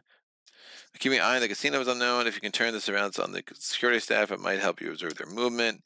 If you're able to take control of a cash card, you might be able to hide inside at key moments. The casino provides a service to the most important patrons, securing their valuables in the vault itself. This is one potential way to get important items close to or inside the vault. If you're able to find the vent during the stakeout, you should plan on finding it again and accessing it during the heist.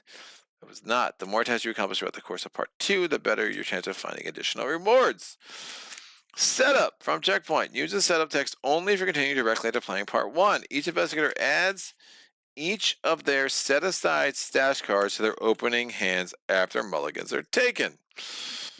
So, we have Eureka. I like that. Deny existence, crack the case, and perception, and ritual candles.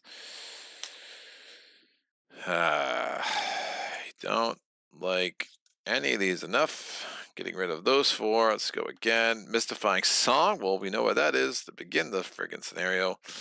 Woof. What a terrible draw. I got nary one of my spells. That's not good. I am worried. But I have Eureka. And hopefully that will help. And at least I know where Mystifying Song is, because we're going to need this to pull off this patron challenge. Thing. Nope. Good. Done. Build the agenda deck using agendas 2 to 4. And the act deck using act 2 and 3. That looks amazing. Place each restricted location of the play. The location should be placed just above the public hub depicted on page 15. Flip the stakeout story side to the heist and place it near the vault door.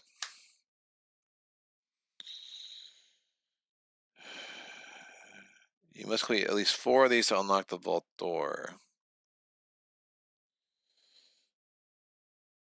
Attach the wellspring of fortune to the relic room. All right. Well, this seems like an unreasonable amount of space. Wait a second. You're just putting this above? That is crazy.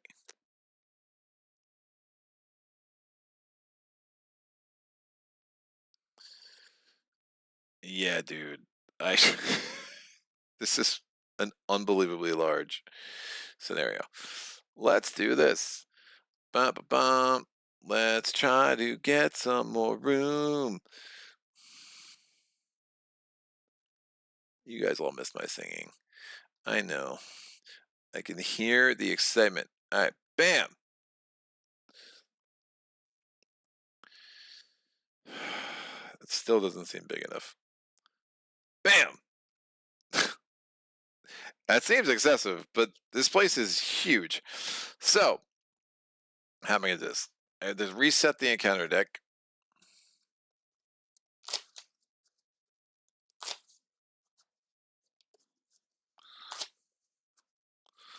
Which we've done. Do we reset all the locations? It just I think it says leave the locations. All tokens leave the locations though. But I never went there. I don't know what's happening. This I'm gonna put up here. So we'll go here, here.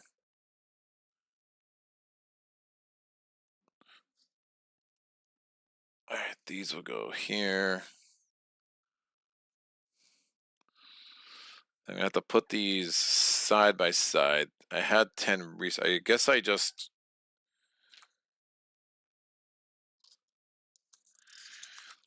I mean this could be a lot clearer, man.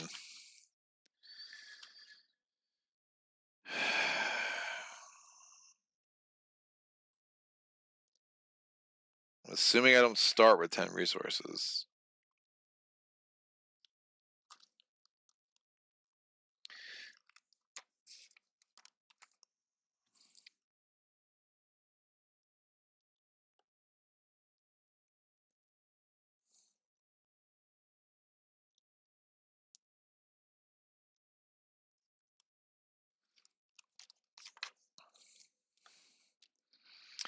Clean up the game as normal.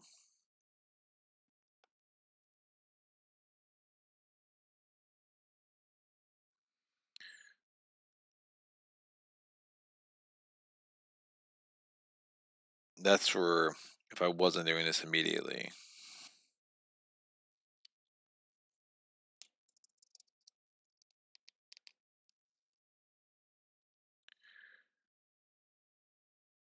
I mean,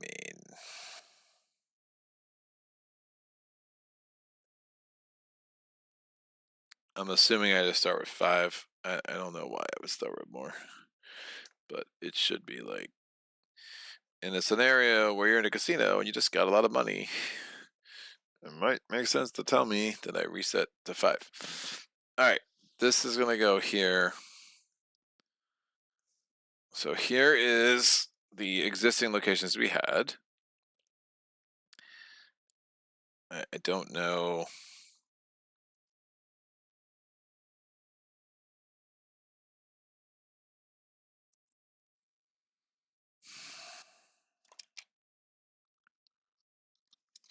Yeah, the picture for the new locations should be sooner than where it is, because that's not great. So then we have these locations here.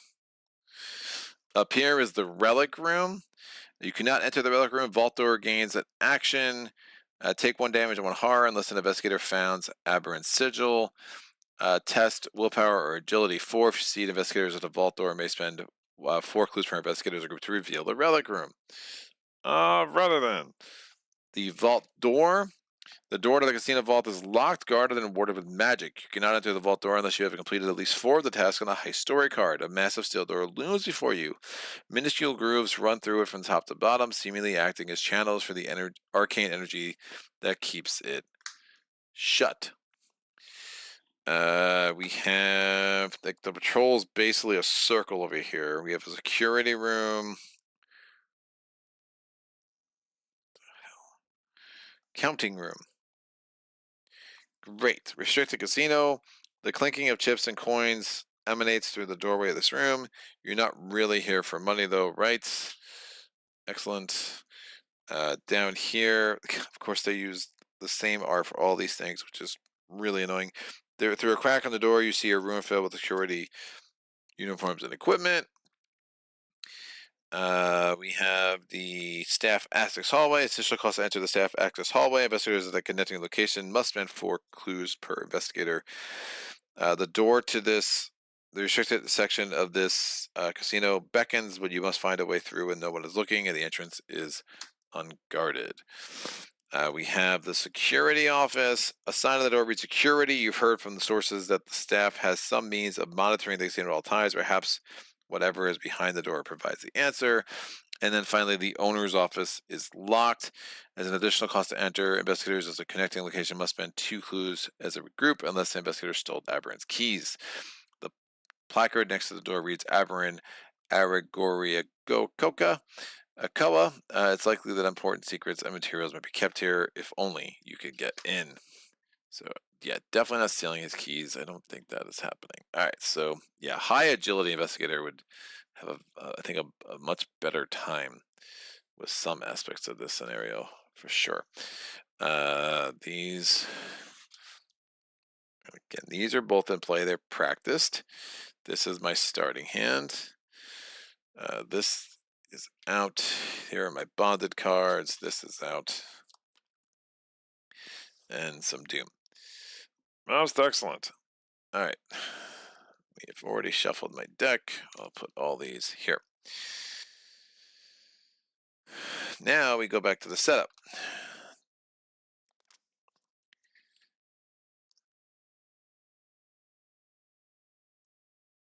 Flip the stakeout store. This is supposed to go on top of this, which is like obviously not happening. So if we look at connections, both of these locations are connected to this. But again, I'm on a horizontal, not a vertical playing surface, so that would be really hard to pull off. So this is down on the high side. Each of the following tests have been completed in Fortune and Folly Part 2. You can win a cultist medallion. You can observe the staff. You can find Aberrant's sigil. You can obtain a schematic. You can impersonate a guard. You can stay out of sight. You can deliver a decoy package. And Isamara mesmerized the guards with her song. You must complete at least 4 of these to unlock the vault door. This is going to go near the vault door. So I'll just put it in the middle of all this.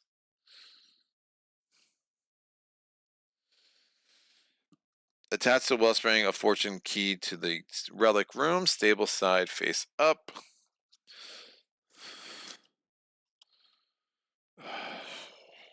You are here. So I'll attach it off to the side. I don't know why I bothered getting 6, 7 clues off of it. I'm assuming that will be explained. Oh, keeping on it, the number of clues are remaining at the end of part 1. Well, the number on it was 0. So most excellent. All right, flip each casino floor, casino lounge, and high rollers table to their busy night side. So busy night. Resign ability. There's also if an investigator impersonated a high roller, and your alarm level is 6 or lower, spend 2 resources. You set up a delivery to the vault. Search the encounter deck and discard pile for casino enemy. Spawn in here and attach the set aside package delivery story card to it. Group limit once per game. Excellent. This.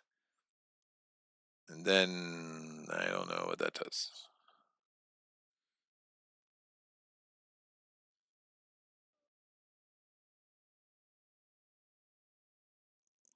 Set up a package delivery. I don't know. Okay, great. So that's a thing. Over here we have this goes to busy night. Set 4 resources, go to the top 5 cards in the encounter deck and check the game icons. You may mulligan once. You can win a cultist medallion there, and then here, busy night. If you found the vent, I did not. Investigators at casino lounge can spend 2 clues as a group to move to the guard room, then reveal staff access. When the vent is open, investigators may move from casino lounge to guard room as if they were connected, and vice versa. Casino lounge to guard room. So I can move from here to here. But otherwise, I'm going from here to staff access, and that's going to make a lot more sense because I did not find a vent. Thought about it. I thought about trying because I had some wilds, but alas, I ran out of time. Alrighty then. Each investigator bins play a casino floor. If you convinced Isamar to participate in the heist, flip Isamar Ordonez to her crew side and move her to the casino lounge. Otherwise, set her aside out of play. So she's now on the crew side. Parlay, take control of her. If you control her, Parlay, automatically evade all casino enemies at your location.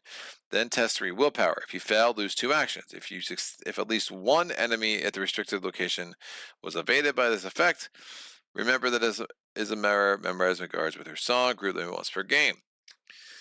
Okay. So once per game, I can do that ability, which seems helpful. If you cleaned out the house, put the set-aside cash card into play at the high rollers table.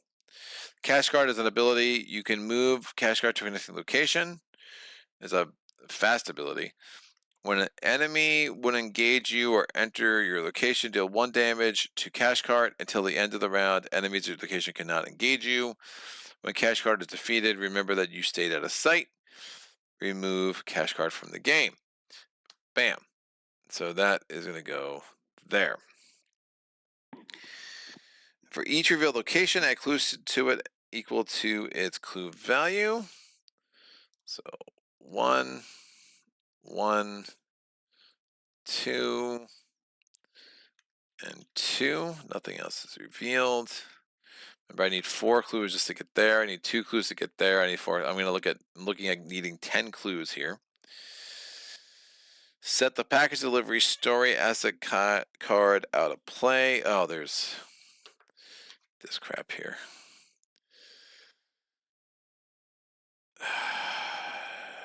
Nope. Nope.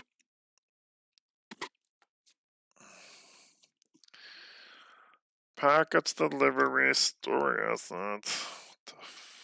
There we go. Oh, it's on the other side of that. Great. You pass the package to the employee. The attached enemy's patrol location changes to vault door. Attached enemy loses the casino trait. If attached enemy enters the vault door, the package has been delivered. Read the section below. If attached enemy leaves play, remove the story asset.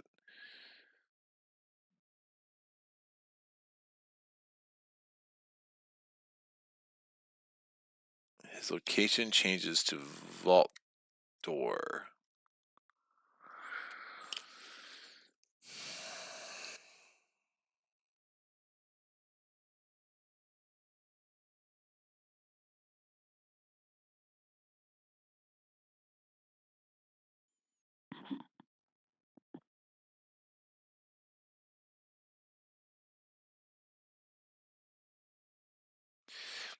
And I guess that's fine. I mean, the patrol instructions earlier. I think they tried to do too much.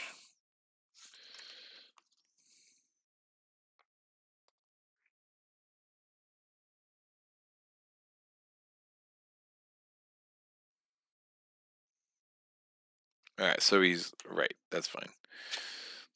Where am I supposed to put this thing? Exactly.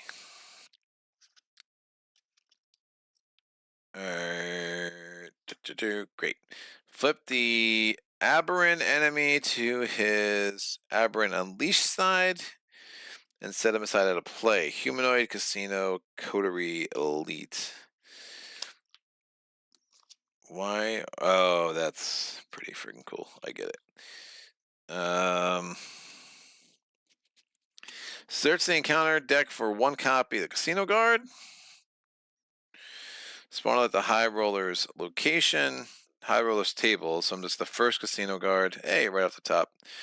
It's not the high roller's table. It's patrolling counterclockwise. So I guess we ignore its normal spawn instructions.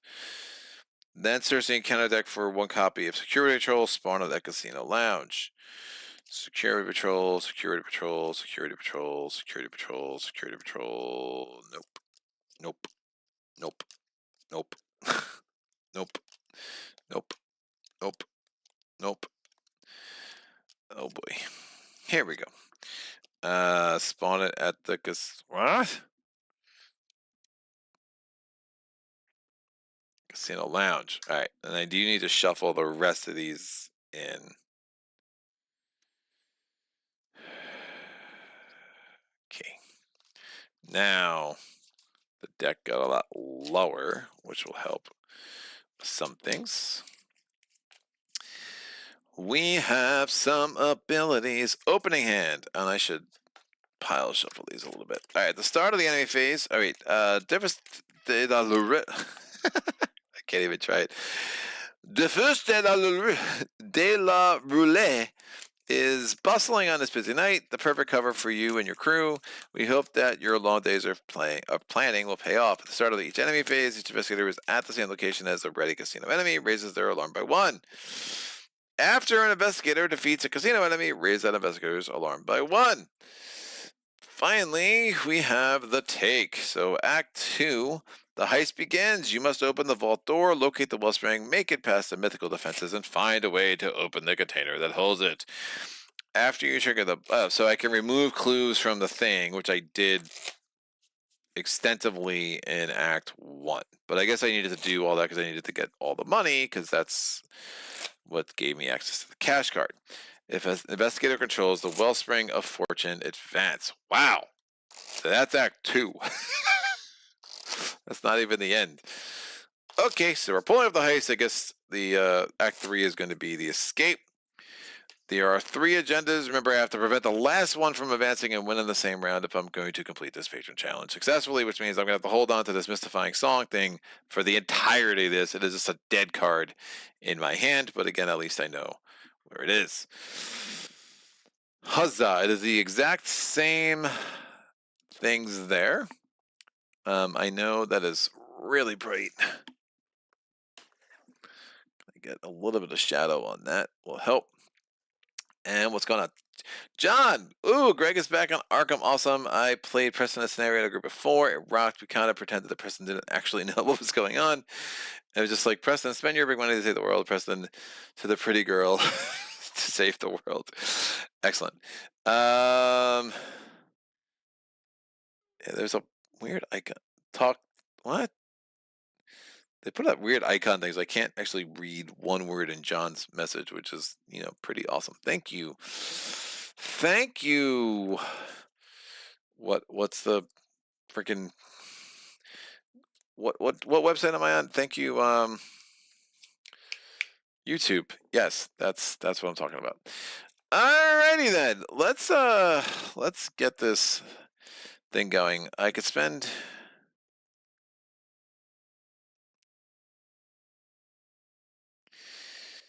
Alright, since I impersonated the high roller, which I... Oh man. What did I do? I impersonated the high roller, I cleaned out the house, and I convinced Isamara to participate. Excellent.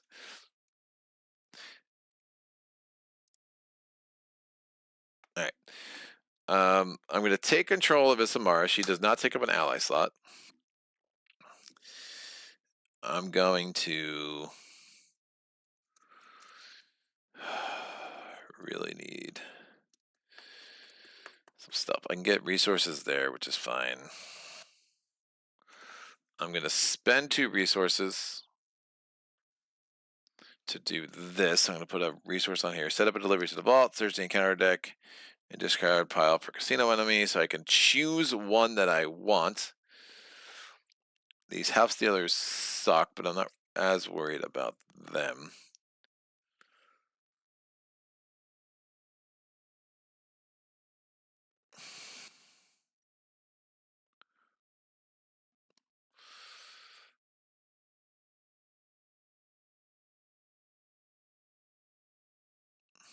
And I spawned it here as opposed to their normal directions. Yeah, I'll get one of these. Whoa. I'll get one of these guards out of here.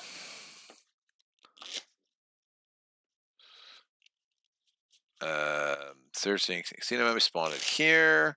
Attach a set aside package delivery. Oh, there's a victory point on the casino lounge. Look at that. All right. So I'm attaching package delivery to him. And it loses the casino trait. Oh, nice. So I don't have to raise my alarm. And his new location is vault door.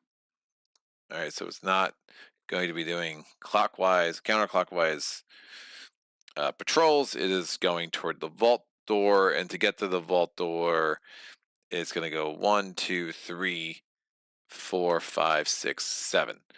Woof! That is one hell of a journey, sir. Amazing. Yeah. Okay. So that's done, and I think with my third action, prophecies, fine. I will move to the poker table.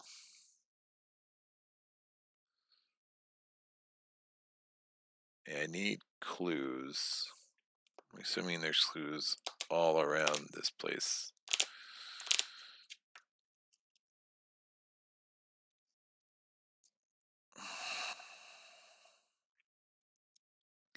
I want to get to the cash card. He's going counterclockwise. So maybe I go. He's going clockwise. Woof.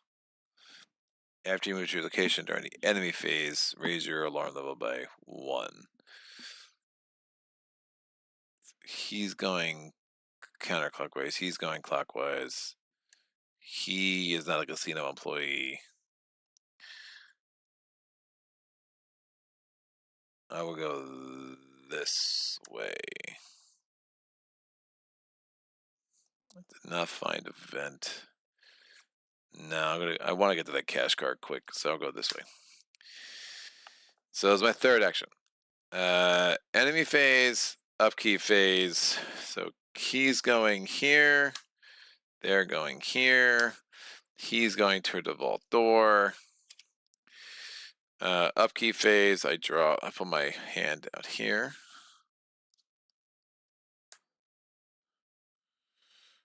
I draw a card. It's my 7th card. Crack the case. That could be helpful. Take a resource is my 4th resource.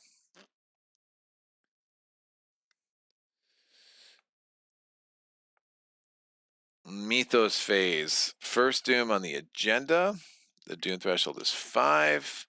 Draw. Nope, that's a big one. Doom threshold is 5. Counter card. It is peril. I must either discard an ally asset you control. Each other investigator takes 1 horror, or test 3 3 agility. If I fail, take 1 direct horror and 1 direct damage. I'm kind of fine with that. It's early, so I'm testing a 3 to a 3. Blood Pact was pretty useless for me. That's super fun. 3 to a 3. Make it happen. Bam! -3. I take a direct damage and a direct horror. Boom. Boom. And that's done. Amazing. All right. I am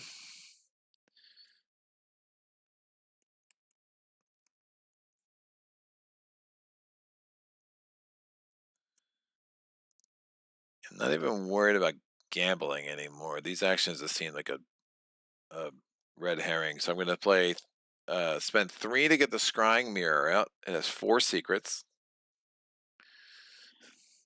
I'm going to begin an investigation skill test. And what the scrying mirror after you begin a skill test, or after a skill test at your location begins, exhaust scrying mirror, spend 1 secret, and I can reveal the chaos token before instead of after committing cards. So I'm going to spend 1 secret. I'm investigating a 4 to a 3.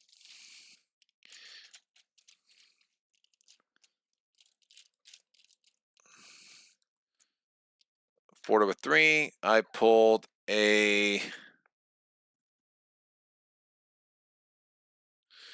another one. If I fail, so I think I just do this entire step. So +1. So I succeed. I'm going to commit Eureka anyway, because successful. I get this clue, and then I'm also going to play Crack the Case. After I discover the last clue location, I can gain a total number of X resources. X is the shroud value.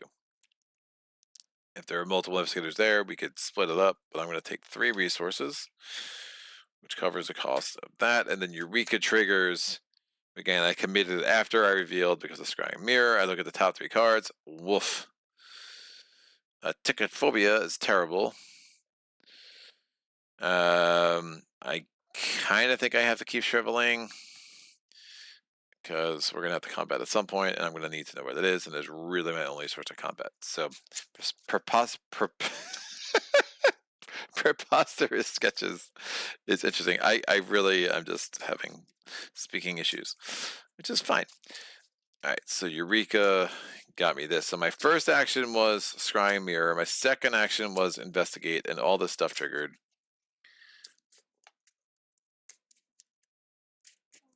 And I think my third action might as well be this poker table crap. Get me some resources, because my cards are expensive. That goes over here. So my third action, I'm going to spend 2 resources. I'm going to look at the top 5 cards in the encounter deck, check their game icons. Wow, 7, 8, 9, 10. Holy crap. I'm going to mulligan once. Is this going to be a 6 or a jack? It is not. I'm going to exhaust this. I'm going to turn that into whatever I want, but my threat goes up to a 3. And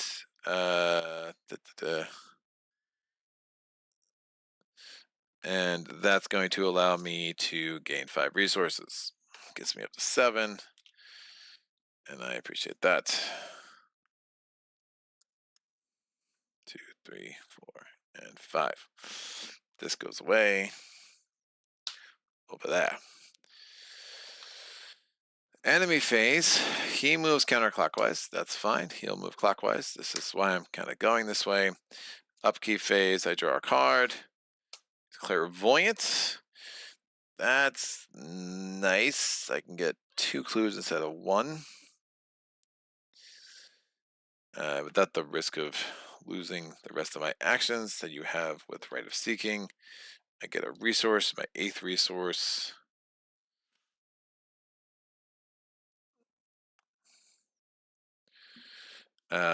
Mythos phase, second Doom in play. Get Doom threshold is 5. Drawing a counter card. Spotlight. We'll attach this here. We've seen a lot of those. All right. Next action. There's not 3 or more Doom in play. Well, this should be ready.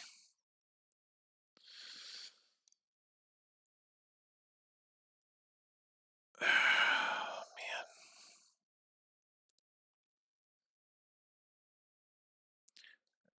I mean, every clue is going to matter. And then if I get clairvoyance out for this one and this one, remember, I need a lot of clues here. I might just try to see if I can just ignore. Oh, wait. He moves. This guy's moving toward the vault with his package. He moved here. Yeah, I just had, and he goes down here. Sorry, I don't know how that got messed up, but it was very, very wrong. Yeah, and he's going toward the vault. Remember, I need to do 4 of these things, right? So Izamara is going to be 1. The cash card could be a 2nd. That's going to be a 3rd. I guess getting the cultist medallion is probably the easiest 4th.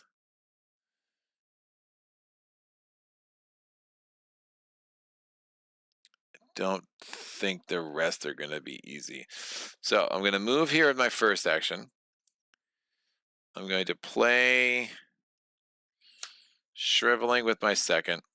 Comes in with 4 charges. Now this is the upgraded one, so my fight is going to be a 6 willpower. I do +1 damage. I'm going to investigate with my third. Now it's going to be a 4 to a 4, which is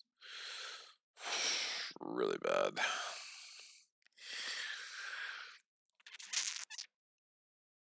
Oh, man. I have Prophecy. I have Chthonian Stone.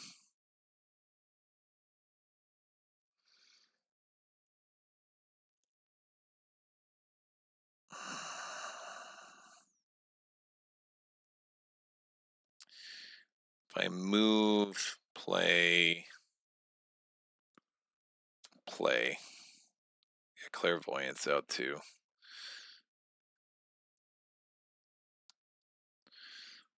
I think that makes some sense. All right. Enemy phase, he's moving counterclockwise, he's moving clockwise, he moves up here. Upkeep phase, I draw a card. Nice. I take a resource.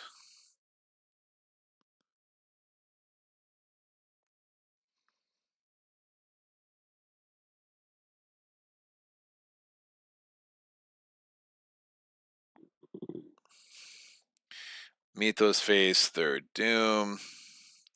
Counter card. Obsessed Gambler. Man, I would like my Arcane Initiate. I would like better things. Alright. 4 to a 4. Nope. 4 to a 4.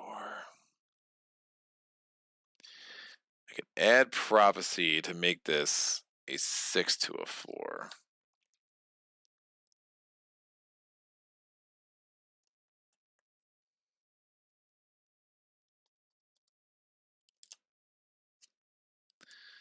Because there's 3 Doom in play, so that makes sense. Let me do a 6 to a 4. Try to get that clue. Trying to get a little bit lucky here. There are a number of -3s. But this is how it goes. I mean, I could commit this at... Yeah, I'm probably not going to want to play this Chthonian Stone. Yeah, I really don't even hate the Elder thing that much.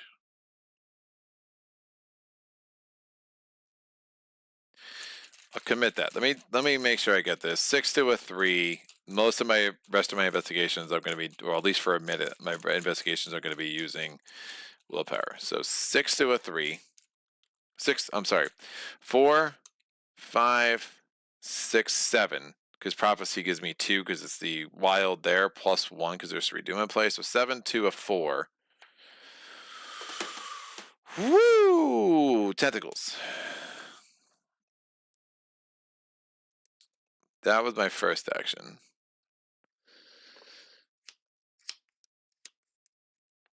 And that sucked. The first action. Second action, I'm going to move up. I'm going to Scrying Mirror with Clairvoyance.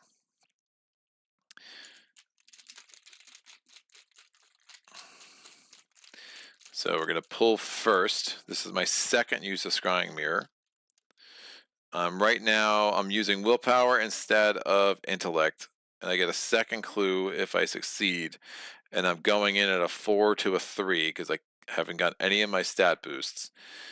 Tablet, so -3. I can add this. It makes it a 6 to a 3. I succeed. I get both of these clues. And then I get to draw a card because of guts. This goes here. I draw a card because of guts. Hollowed mirror. That is my third action. I have both of those clues. An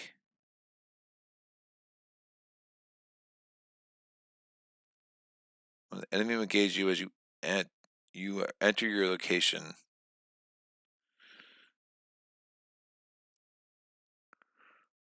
Alright, so cash card just stays there. It's not under my control. And that's that.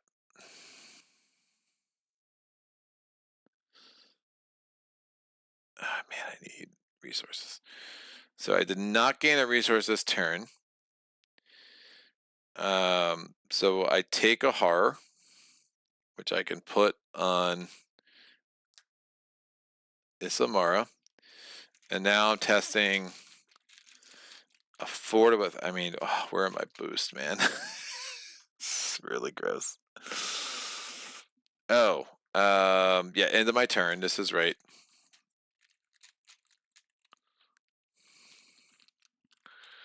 What's Soothing Melody again? Heal 2 damage or 2 horror.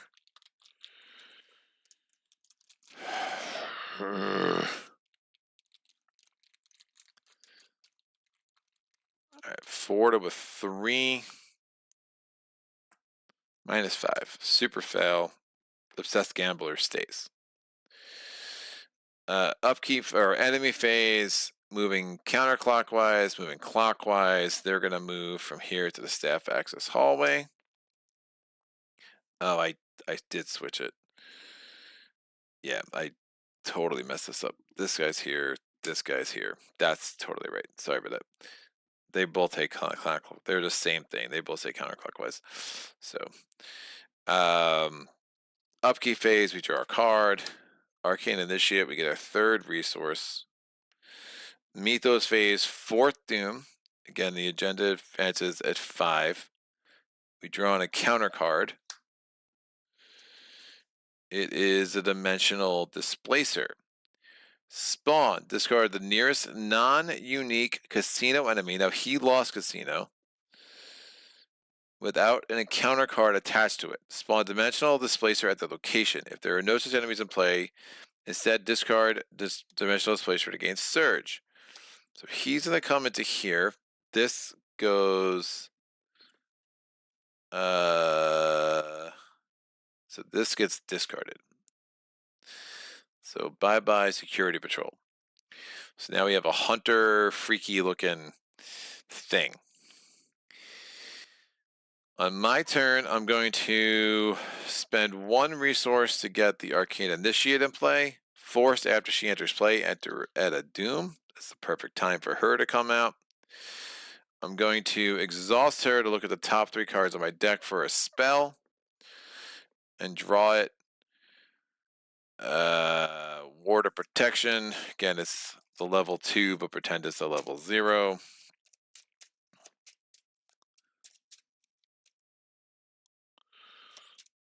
Scrying Mirror can ready. Ugh. Do not have enough resources. Definitely not put that in play. I have to do this high roller thing. I don't have 4 resources though.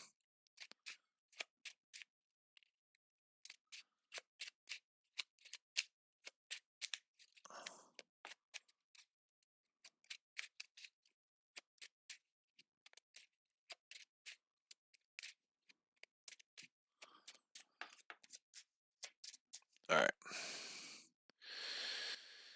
I'm going to, with my next 2 actions, gain a resource and draw a card.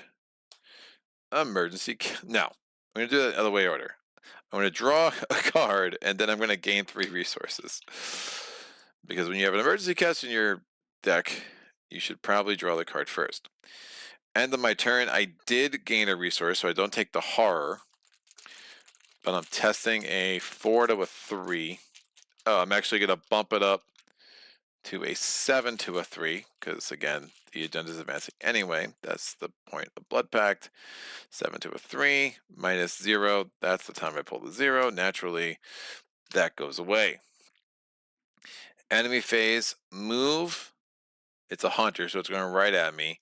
Counterclockwise patrol, which is this way. And this guy keeps going for the door vault, or the vault door. One of those two you can choose. Upkeep phase, I draw a card. Moonlight Ritual, that's helpful. I take a resource.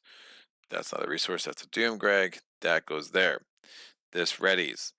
Mythos phase, add a Doom, check the Doom threshold. We are absolutely advancing the agenda. I could stop it. Remember, I'm saving Mystique's song, Mystifying Song, for the last agenda. As per the terms of the Patron challenge, this flips over. What does it say?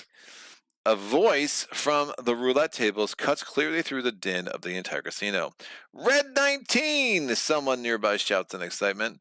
A few moments later, the same voice calls out once more. Red 19 hits again! You hear murmurings around you. Such an event is highly improbable. For a moment, you find a small crackling in the air, but you shrug it off. Then, just when normalcy seems to have reasserted itself, the voice calls out one more time in disbelief. Red 19 a third time! The crackling is unmistakable this time and begins to intensify until everything seems to blur for a moment.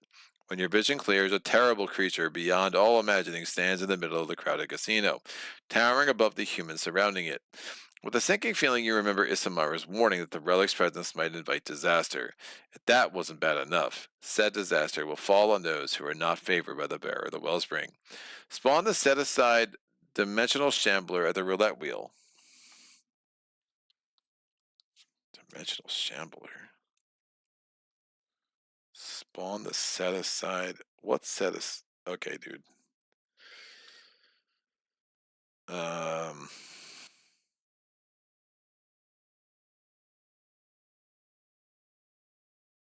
Was I not?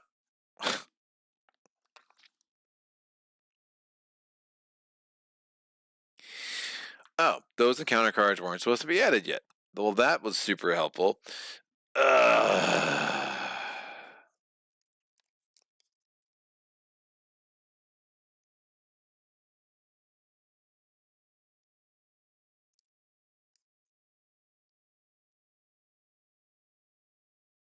Yeah, these weren't supposed to be added yet. It's so fucking annoying.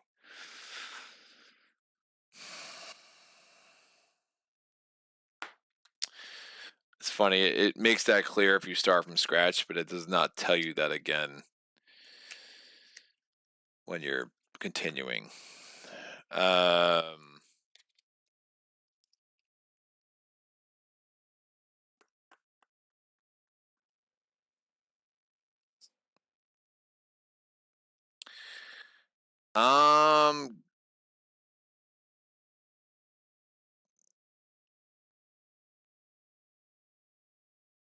Alright, I'm going to pretend I drew the Obsessed Gambler around earlier. I gained resources forever. I eventually got rid of her. I'm going to draw another encounter card. This should have come out. Yeah, 4. This came out when I did the roulette test. So I could have put another card on that. This shouldn't be in play. I'm going to draw another encounter card for this round. This I did with that, so who cares? Another card for this round. All right, Peril. I must either take 2 horror, retest willpower X, where X is half your alarm rounded up. If you see, gain 2 resources. Great. This is my new thing. I'm testing willpower. A 4 to a X is half my level rounded up. A 4 to a 2. If I see, gain 2 resources. And I could have put another Doom on this because this would have been from the last thing. So I'm a billion to a 2. I -2, I succeed. Great. So I get 2 resources from that. I'm going to have to reset these decks. This guy should not be in play. So there should be a security patrol who I just discarded should be now here. Right? Because those guys should be even. Great. So Dimensional Shambler, all these suckers can come out. This is out. This is out. Out. Out. Out. Out. Out. Out. That I pile shuffled. I have no idea how they're right next to each other. Out. Out. So 1, 2. All right, great. So these are out. These are out. None of these cards should have been in, which is why I'm doing this. Spawn the Dimensional Shambler at the roulette wheel. Dimensional Shambler is going to go here. It's a hunter. After an investigator performs the same type of action twice in a row during the same phase, if Dimensional Shambler is ready and engaged, it moves once toward that investigator. Victory point 15 health. Shuffle the encounter file in the encounter deck and the set aside Plan in Shambles encounter set into the encounter deck. The Plan in Shambles is all of these cards, which I just took out, of course, because that's super fun. And we're going to shuffle those in. So, a knot along with the encounter discard pile. Reach each investigator's alarm by 1, so my alarm goes to a 4. It was at a 3.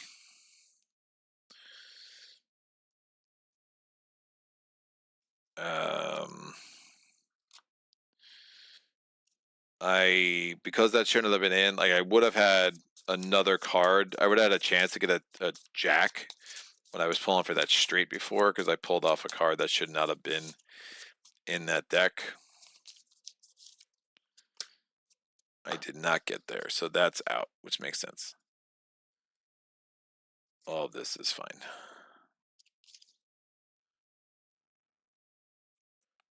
Arcane Spotlight.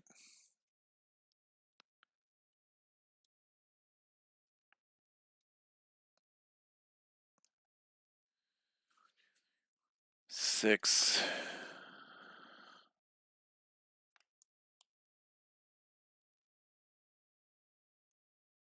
One, two.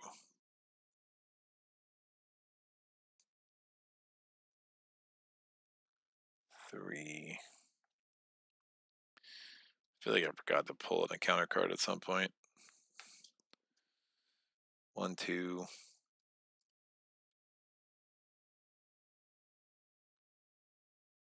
3.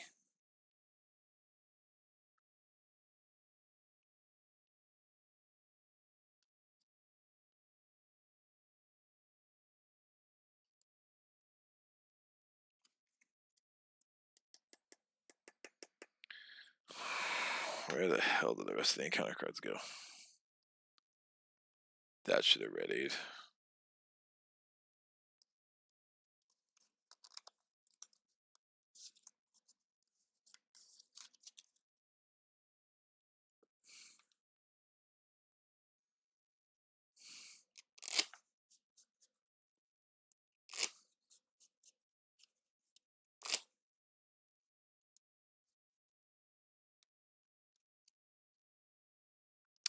Oh, I have to draw another encounter card because the one that replaced that shouldn't have happened. Dear God. Right. I should have one more encounter card that's legit. Revelation. If there are no non-unique enemies, so this would have had to been the last one I did. That makes sense. 1, 2, 3, 4. The 5th doom goes in play now. 4, 5, 6. 1, 2, 3, 4.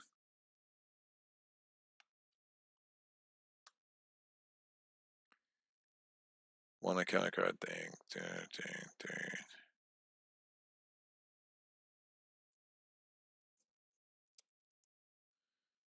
I mean, 6 cards should have been just for the test. I feel like I'm missing an encounter card somewhere. Oh, it's going to be the one I pull now. No. Yes, it'll be the one I pull now. That makes sense.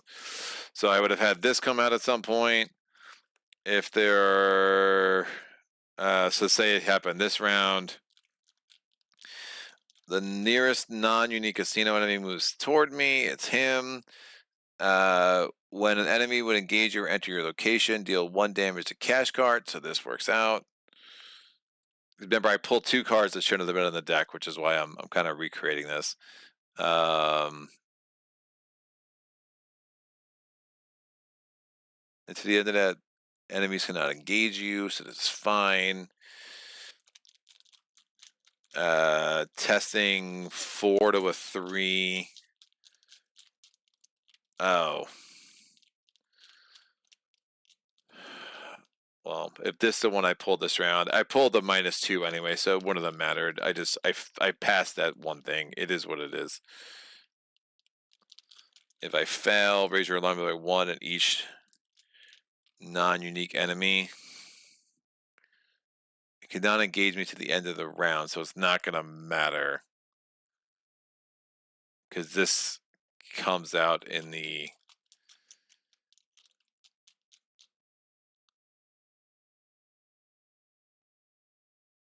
this would have come out in the last Mythos phase.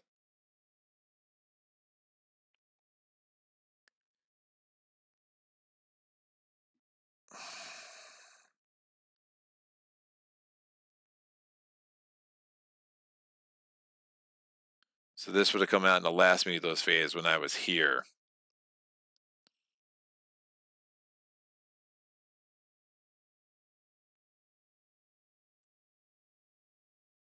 Loses aloof.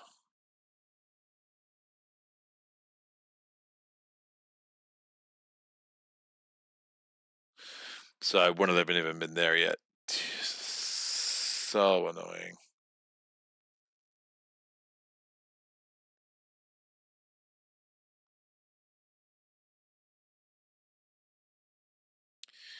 Trying to recreate this whole thing, and it's so annoying. You know what? When it moved here, I would have done this and had it move here. And then this makes it move here. Great. It is what it is. I'm not trying to go nuts. And then I move here. So it's there. It is what it is. So I'm raising a 4 to a 3. I fail. My alarm level is a 5. Great. That's all right. 5, 6, 7, 8, 9, 10. That makes sense. And this is out. But now all this does not get shuffled. Only the new encounter set gets shuffled in. And then we can read the new agenda. The heist has become more complicated than you could have ever imagined. Terrifying monsters have appeared at the casino floor. The patrons, however, seem to be in a daze, while the staff continue to watch for suspicious activity. Can they not see the danger? They are all in. At the start of the enemy phase, each offender who is at the same location as a ready casino enemy raises their alarm by 1. After an investigator defeats a casino enemy, raise that investigator's level by 1. Yeah, I definitely, if it moves my location, you raise your alarm level. So like keeping him away with the thief would have been really important. I remember since it's practice, it's up to 2 away, which is super nice. So yeah, kind of keeping him at bay would indeed be something I should have been doing anyway. Sorry for the confusion, but I think we finally got this mostly squared away. Great. This goes here. We are drawing an encounter card. This is the 5th encounter card we're drawing because it's the 5th Mythos phase. Security patrol, aloof, patrol clockwise, spawn the casino lounge or the security office. Casino lounge is closest. After he moves into your location during the enemy phase, raise your alarm level by 1. Now I have 2 security patrols. How joyous. I do have a cash card there, so that's not as important. I have 3 actions. I have a Moonlight Ritual. I have a Hollowed Mirror. I have 1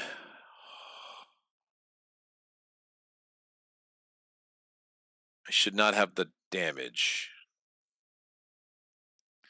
I should not have the damage because that came to me by a card that wasn't in the game yet.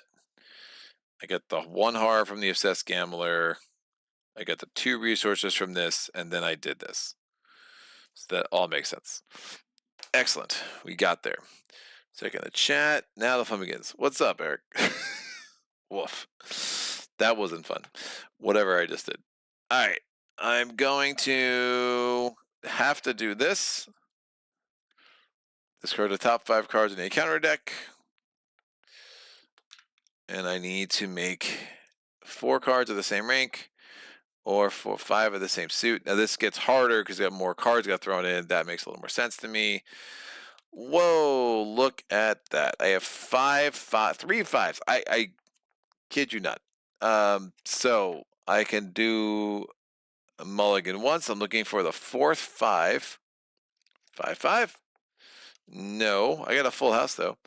2 6s. Wow. I mean, I just shuffled the heck out of that. All 5 of these cards are from the cards I just added in. I am really confused how that's happening, but I'm going to grifter this. This gets my alert up to 6, which is nuts. So now nothing has aloof. I gain 8 resources.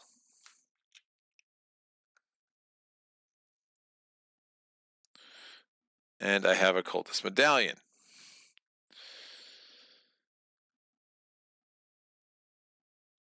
One, 2, 3, 4, 5.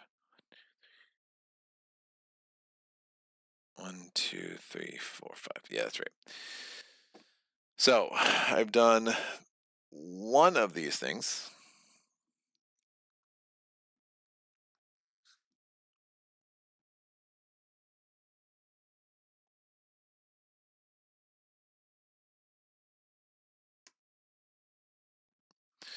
That's going to be the second. This is going to be the third. Cash card could be my 4th.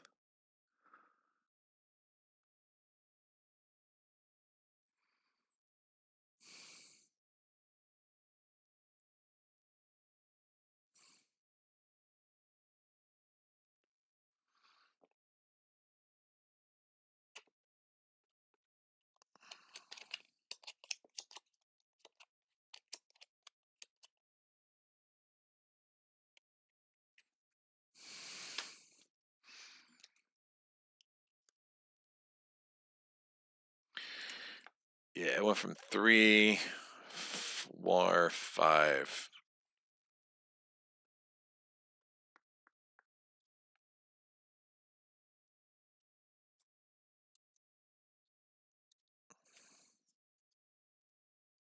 What the hell just raised my thing?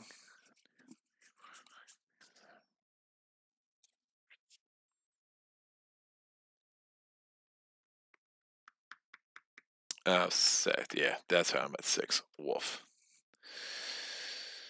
I have a lot of stuff though. I think I need those clues. I only have 3 clues, so failing that test is proving super bad. Oh, crap.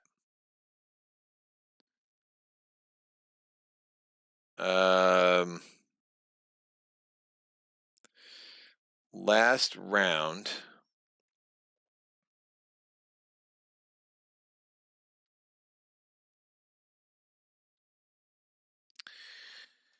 I could have done. When did I get those clues? Yeah, last round. I think I moved. I pulled a card and I got 3 resources. So even having a doom, I played the Arcane Initiate, which is funny. Yeah, I played the Arcane Initiate, so I wasn't. Yeah, that's all. This is messed up. That's fine. At minimum, I could have kept them at bay. Yes, I wasn't able to take advantage of the Doom on one of my cards. So Doom Special is only 3, which is pretty sick.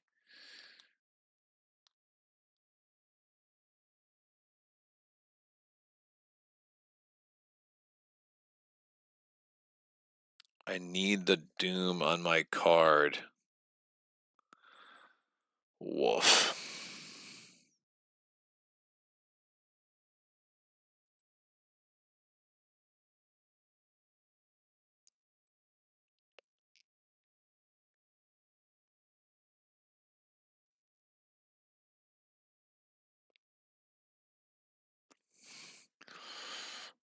I am royally screwed.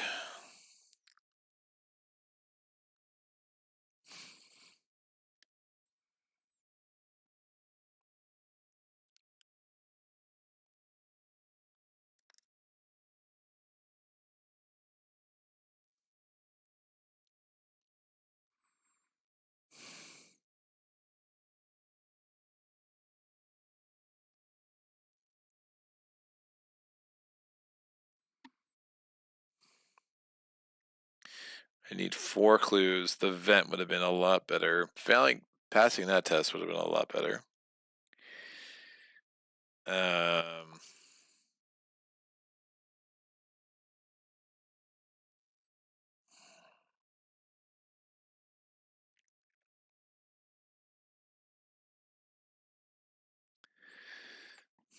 if I had a doom on anything,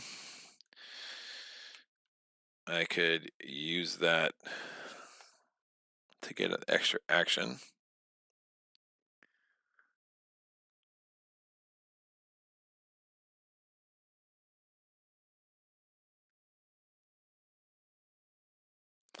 The Dimensional Shambler is about to go quick. I did not have a doom on anything in a prior turn.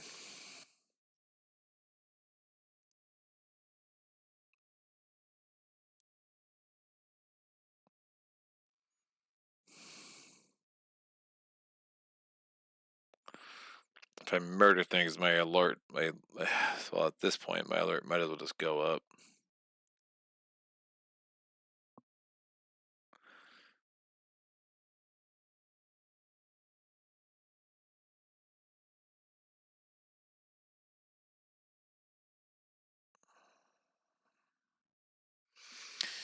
Bro, I'm just gonna get stuck there.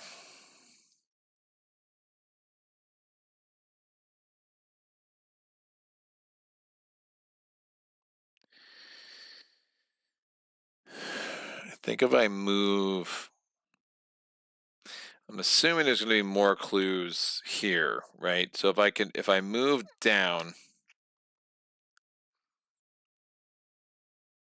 because these guys are scary. If I move down with my second action,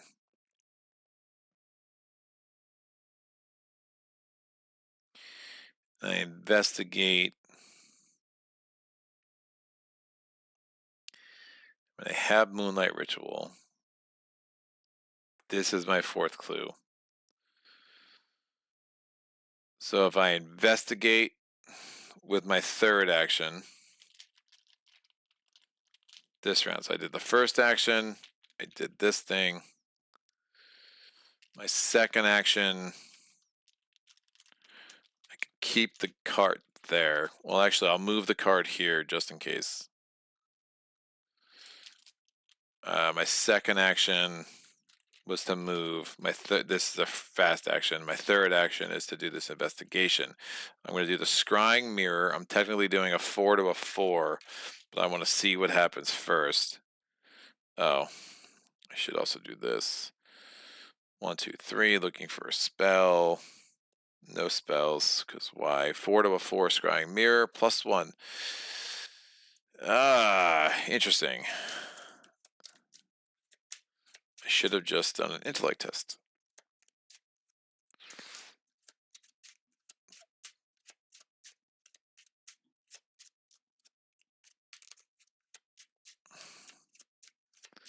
I pulled the +1. Since I pulled the +1, I do take a horror. That is part of clairvoyance. So, don't need to commit anything. Get to hold on to my stuff. And I get this clue, which is the 4th clue I need to get here.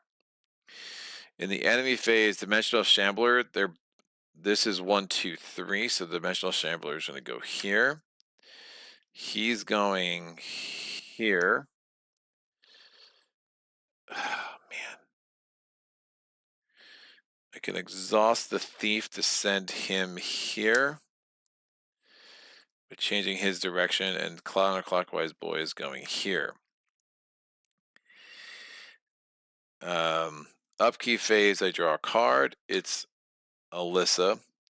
I gain a resource. Mythos phase, I put the first doom on agenda 2. I grab an encounter card. It is the dimensional duplicator. Woof. After you deal 1 or more damage to the dimensional duplicator, put the top card of your deck into play face down. Engage with you. Treat this as an exponential enemy with 1 fight. If enemy disengages you, discard it. That's all terrible. So he comes into my threat area. When an enemy would engage with you or enter your location, deal 1 damage to the cash cart, which I will do. To the end, enemies until the end of the round, enemies at this location cannot engage with you.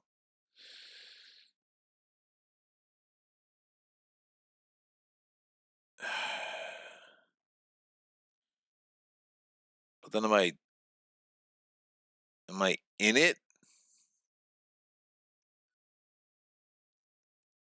Am I treating this as if I'm in the friggin' cash cart?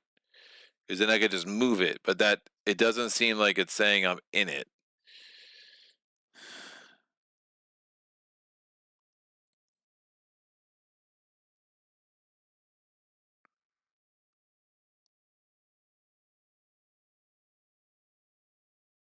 So I guess I could move.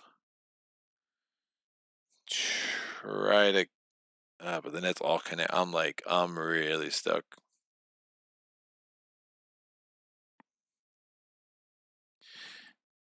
This is a terrible card, man. After 1 more damage, if you deal 1 more damage to dimensional duplicator, put the top card of your deck into play face down. Engage with you. Treat this card as extra.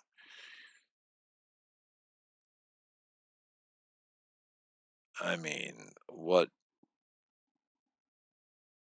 a brutal mechanic that is. This should ready. This should ready. This should ready. This should ready. Oh, I could do that.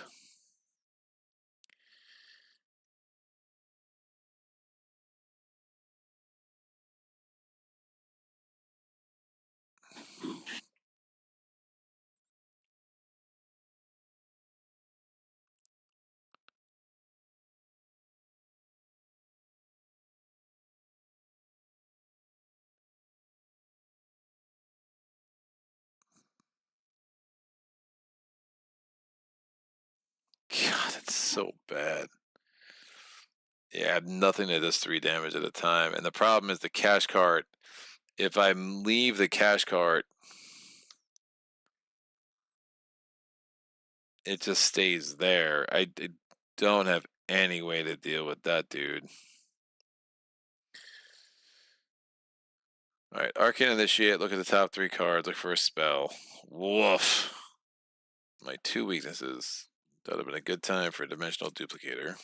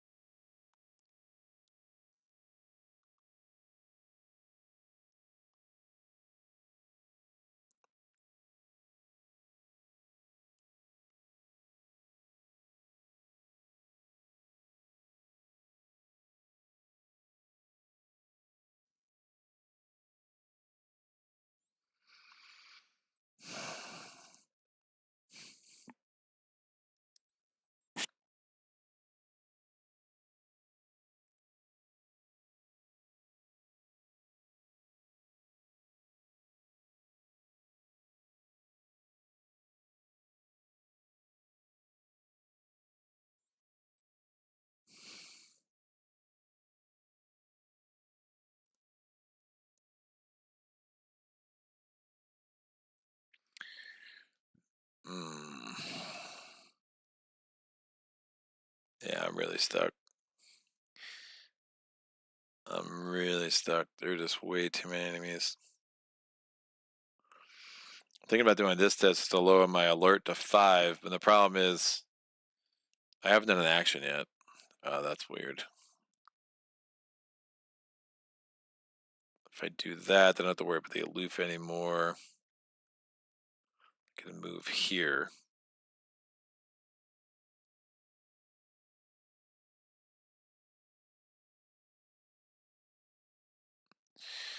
All right, let me spend 2 resources to do this test. I'm going to say banker. Oh, it's a tie. I'm not going to change anything. I'm just going to reduce my alarm level to a 5. That was my first action. My next action, I'm going to move here. So I have to leave the cart. My next action after that, I'm going here. Since I'm not at a 6, they won't engage me. I can move him the other direction. But the dimensional shambler is now going to come this way. Holy crap, dude. Oh, when I enter there, as soon as I enter there, my alarm goes up. So bad.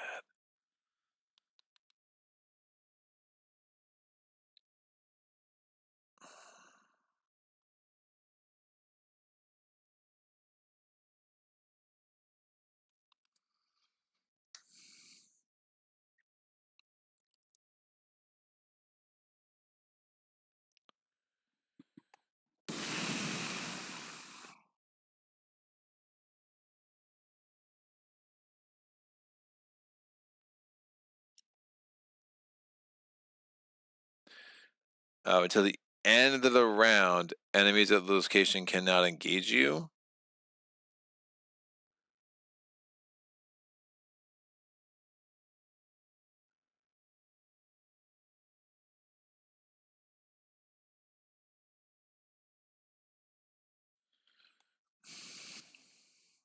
Wait a second. All right, let me reread this. Until the end of the round, enemies at this location cannot engage you. Period. It doesn't say the card has to be there. This is really cumbersome. So, I can move the cart to here.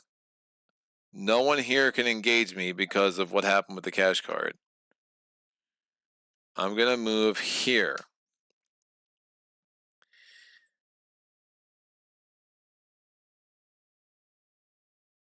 Right? Yeah, he went down. I got that clue last turn. When an enemy would engage you, this guy would. Oh, now he wouldn't engage me. Because I did this test, because I was at 6.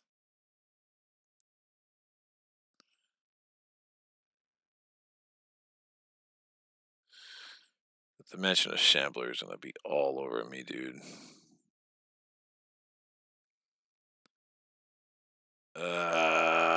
It's really bad. I did not get my Mist of Early A.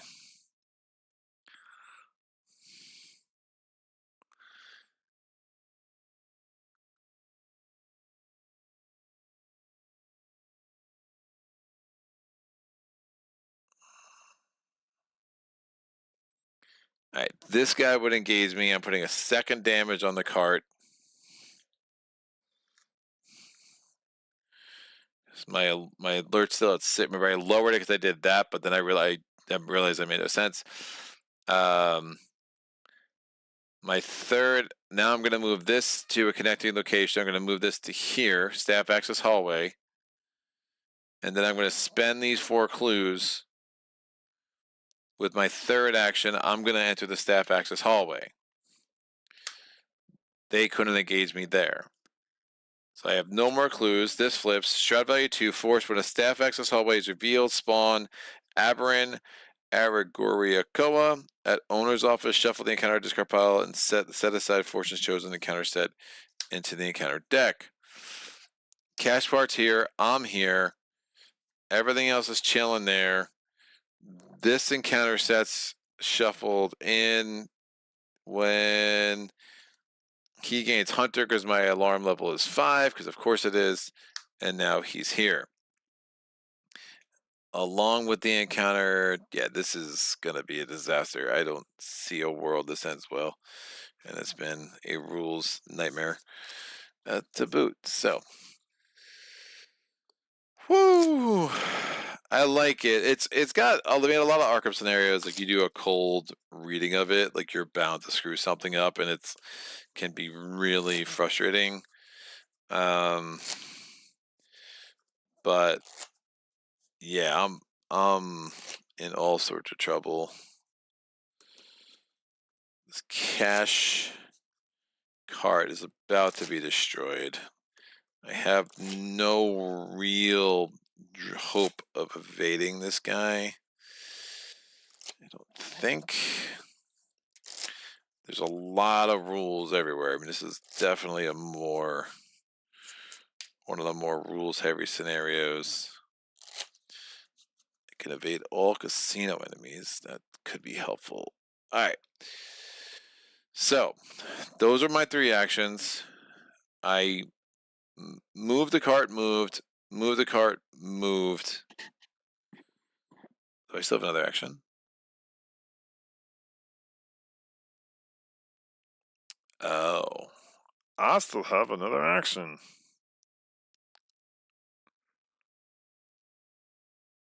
Right? I didn't do anything. I undid that. I moved the cart, moved.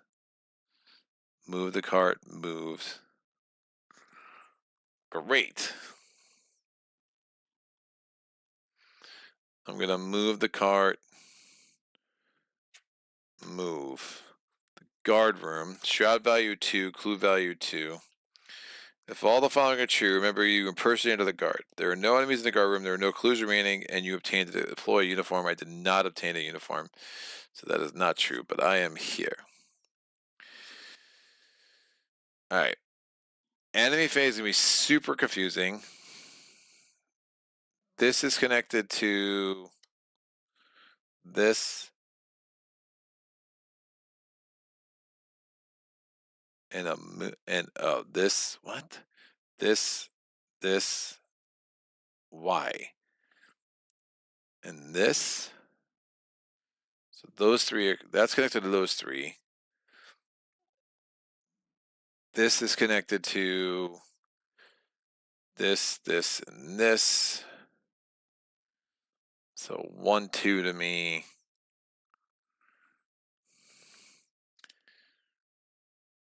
This is connected to these 2. This is really confusing adjacencies, man. This is not connected to the vault door, so that's fine. So enemy phase, he has Hunter because my alert's over 5. This guy's going to go here. Security guard patrol is going clockwise. Security guard control is going clockwise. This control is going counterclockwise. Oh, wait. After enemy performs the same type of action twice in a row during the same phase. Which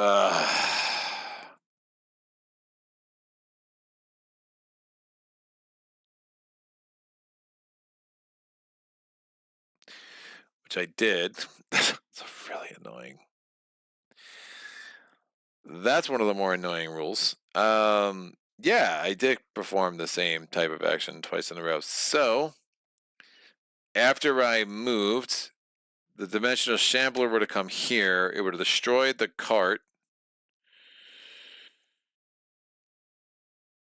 But I couldn't be engaged anymore, and then I could go there.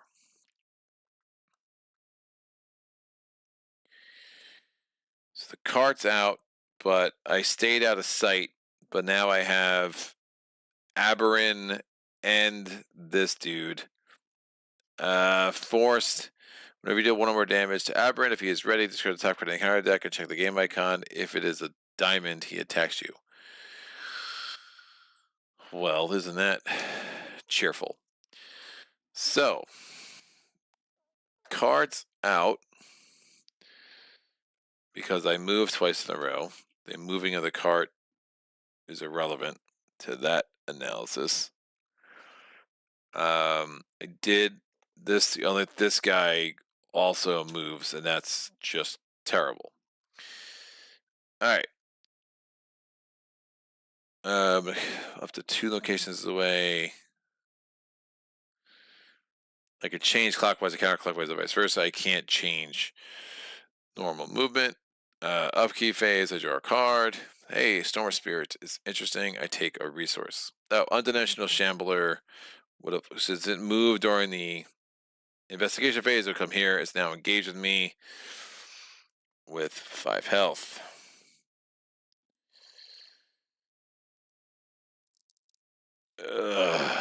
Wow.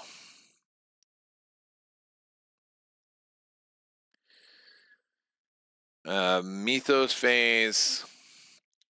Second Doom. Encounter card. Put grip beyond the plane your threat area. At the end of your turn, take 2 damage. Reduces by 1 for each time you move this turn. That's just not a thing that should happen. So I'm going to spend 1, cancel that effect, and take a horror.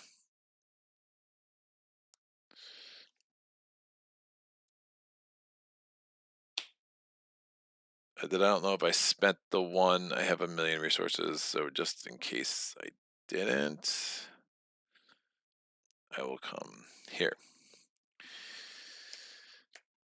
Okay. He's 1 from the vault door. That'll be my 3rd thing. I can do. So I canceled this, and that's out.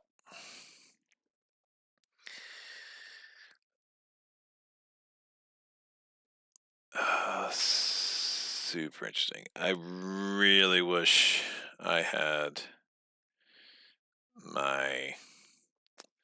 Oh dear God! I need 4.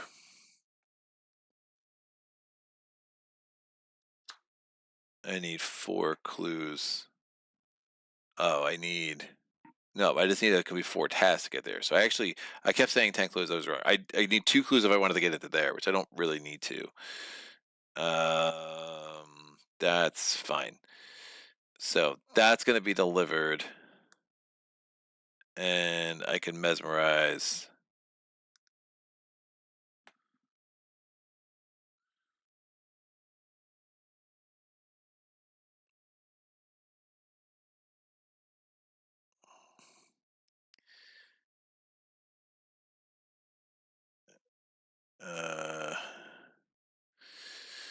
All right. That only works in casino enemies. So I have to evade. I'm going to scrying mirror. I'm trying to evade the dimensional shambler. His evade value is only a 2. You need a miracle at this point. It sounds like, yeah, it's not good. So I'm trying to evade. It's my first action. I am, well, Arcane Initiate. Do I get a spell? Why would I ever get a spell? No, I don't get spells. Okay.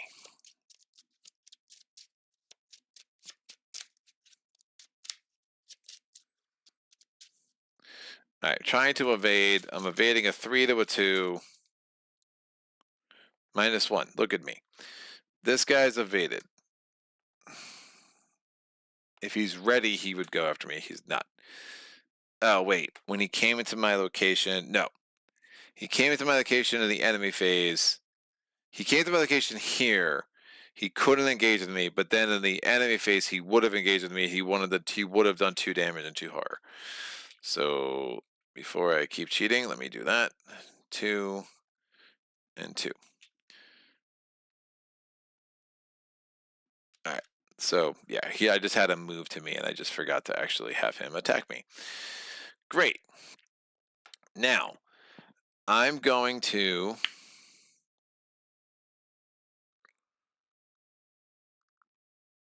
attack him with shriveling. I'm going to add a blood pact. So that's a doom. Nope, I'm not. I'm not attacking him with shriveling yet. I'm going to move with my second action.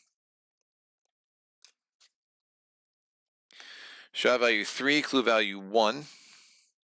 Investigators accounting room spend 10 resources as a group.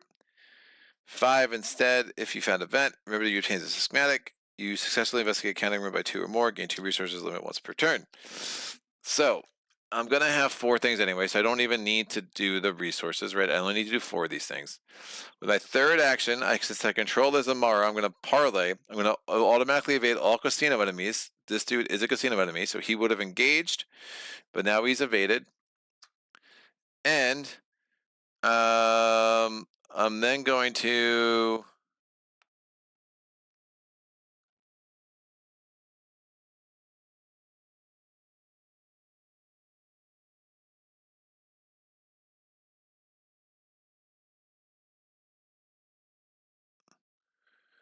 then test.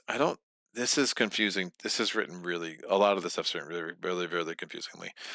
I'm doing a 7 to a 3. I guess I'm evaded anyway, but if I fail this, I lose 2 actions, but this is my last action, so who cares? I don't know, but I can only do this once per game, so whatever. So I'm evading, I'm adding to blood pact, so I'm doing a 7 to a 3. -3, I succeed. So since he was evaded by this effect, that's my third of the 4 things I need to do. And then I'm going to attack him with shriveling, because he only has 4 health. I'm adding another doom to blood pact. I'm attacking with a 9 to a 4. And he's not ready, so this won't matter. 9 to a 4, -0, 2 damage on this dingbat. 1 and 2. Alright, enemy phase, he moves into the vault room. Says if the package has been delivered, choose an investigator ally that search their deck for an ally or item asset and place it face down beneath the vault door. Remember that you delivered a decoy package. Discard the attached enemy to search their deck. Put it face down and beneath the vault door into play. Oh, discard the attached enemy.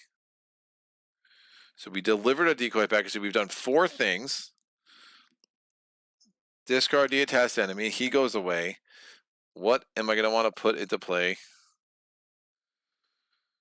An ally or an item asset?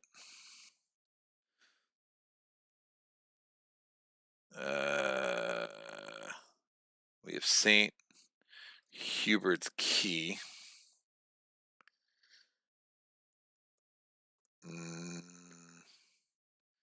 We have the Robes of Endless Night.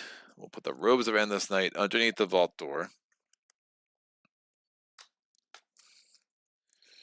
I discard the attached enemy, attach the story card to the vault door. Alright, so as an action, I could put the face down asset.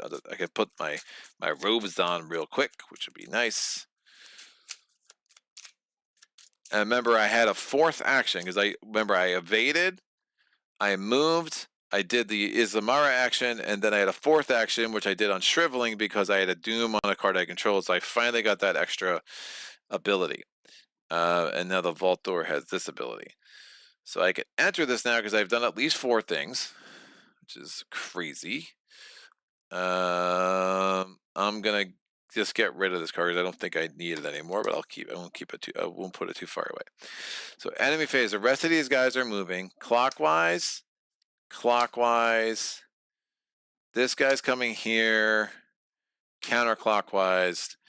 Ready and engages with me. Ready. We're gonna draw a card on the upkeep phase. It is shortcut. I like it. Take a resource.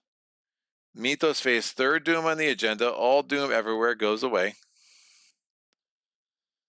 Remember, I have to survive long enough to get to the end of the doom threshold on the last agenda, and it's 12. Woof. Just when it seems like things couldn't get any worse, there was a strange transformation of the atmosphere of the casino, the calm before the storm. Then, like the last cast before drowning, the storm, misfortune breaks. Shuffle the 3 set aside. Fortune's disfavor story assets to select one of them at random, resolving its text. All right, 1, 2, 3, 4, 5, 6. 5, 6. Amazing. Raise each investigator's alarm level by 1. I'm up to 7. Again, the max you could be at is 10, which just does mean that skulls are now -4 for me. There are 2 of them in the bag. Isamara warned you that the relic you seek possesses strange abilities that bring misfortune upon those who are not favored by its bearer. Perhaps, then, you should have factored a sudden turn of fortune into your plans, for at this moment, in the midst of your high-stakes heist, everything is about to be turned upside down. Flip this card over and resolve the text on the other side. Lights out! Just as you are about to act, there is a sudden pop and a spark, and the casino plunges into total darkness. There are panicked whispers from all around. This seems like an unfortunately timed malfunction of some kind. Now you must find your way forward in the dark unless you can find a way to restore the power. Put this card into play next to the agenda deck. Place a damage token on each location. Alright. Damage, damage, damage, damage, damage, damage, damage. I can remove these. We've already done 4 things. Damage, damage, damage, damage, damage, and damage, and damage. All right. Each location with damage token that has no lights it gains +1 shroud. As an additional cost to trigger an ability on this location, you must either spend an additional action or take 1 horror. Trigger ability on this location. So it has to be triggered like on the location ability. It's not like in. So if I was going to do this, it would cost me an extra action. While an investigator is at the security office, which is over here, they may perform the following action. Spend a clue to choose one. Restore power to the main hall. Remove a damage token from a public location. Restore power to the staff office. Remove a damage token to the each restricted location. Restore power to the main hall. Remove a damage token from each public location. Restore power to the staff area. Remove a damage token from each restricted location. So I can go here and spend a clue to remove all the tokens from there, but I don't know if that's going to make any sense, but we'll see. So that was the Doom thing. All bets down. The cult is against you. Creatures from beyond time and space are against you. Now fortune itself is against you. No one said this would be easy. At the start of each phase, say in the case like blah blah and blah, because he's a casino every. So yeah, once I defeat him, I'm going to go up by 1. I now have a dimensional duplicator, which means getting to the security office is not going to be easiest. We are going to grab an encounter card. I don't remember what the last. Oh, it was that.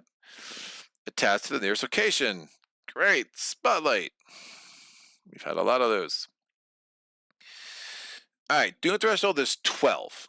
I think I'm going to start triggering that pretty quick. I'm kind of okay with that. So I am going to attack. Scrying mirrors it. So I'm going to do Arcane Initiate. Look for a spell.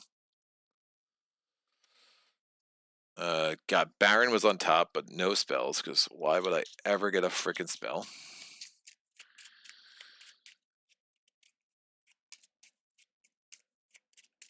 Alright. I'm going to attack Aberrin. I need to get clues. But yeah, we're going to attack Aberrin. I'm attacking with Shriveling. Oh, wait. Did I pull that door in the attack? I think I did. No, I pulled the 0. I pulled the tablet during this. Yeah, that's fine. So, could I take a horror if I pull a thing? Yeah, I could have taken St. Hubert's Key. I'm pretty sure that was fine. So, I'm testing a billion to less. I did not pull a symbol. I do 2 damage to him. When I deal 1 or more damage to him, he was ready. Is this going to be a diamond? It's not. It's a heart. So he does not attack me. He's super dead. That goes in the victory display. It's not just dead, he's super dead. But since I killed a casino employee, my alert goes up to 8. Play Arkham, they said. It'll be fun, they said. Alright. That was my first action. My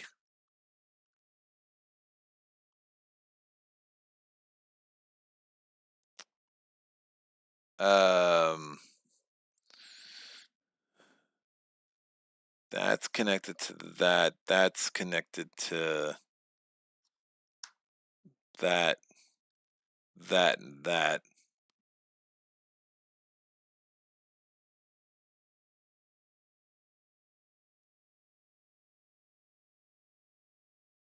I need 4. Oh, that's where I needed the 4 friggin' clues. Yikes.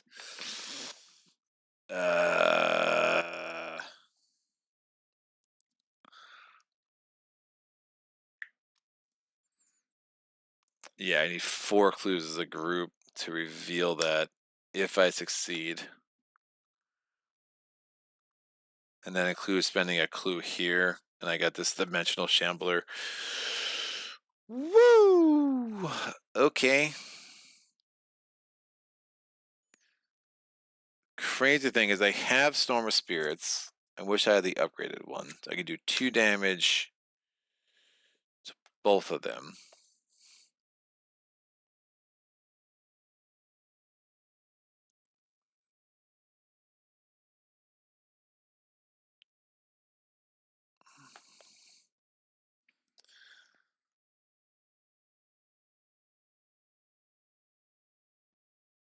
Let me see how many clues are here. I'm going to move here.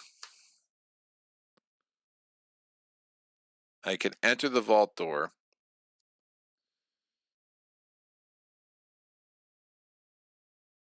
Because I've done 4.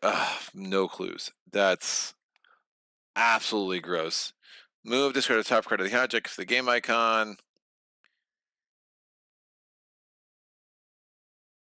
If I obtain the schematic, then it's going to cost me an extra action to do any of that.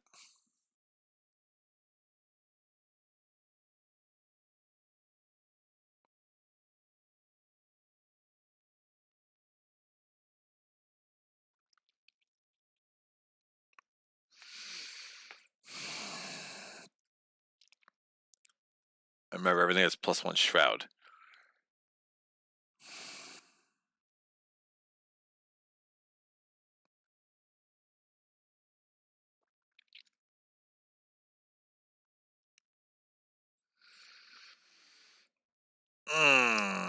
That was not the pull of dreams. This is attached to locations. If I was going to do this action,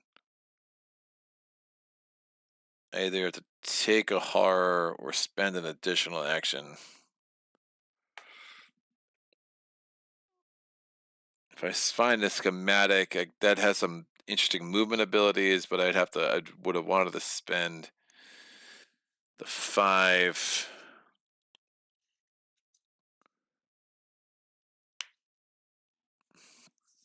Which I probably should have done. They were just taking a horror to do it.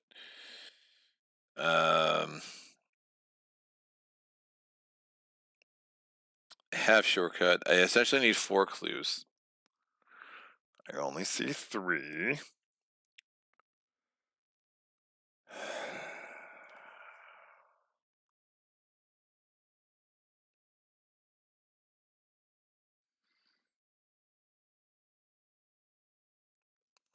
All right, I'm going to spend, with my third action, I'm going to spend 4 resources to put Alyssa into play. I'm going to exhaust her, look at my top card. It's Baron Samedi. I'm going to put a Doom on Alyssa and send Baron to the bottom.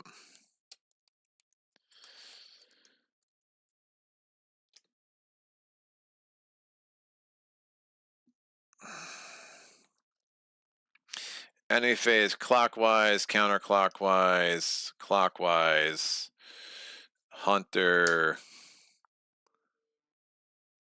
Hunter, which opens up this for me. I cannot enter there though, because I do not have enough freaking clues. That's really bad.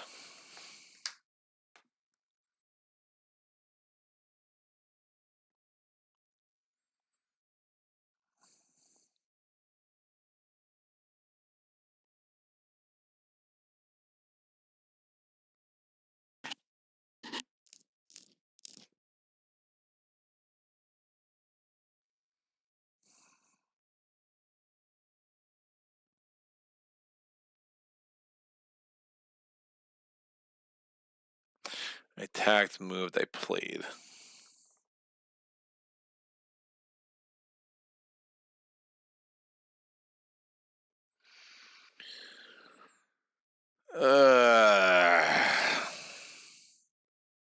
Alright. Enemy phase is done. Upkeep phase. Draw a card. Ooh. Well, that helps.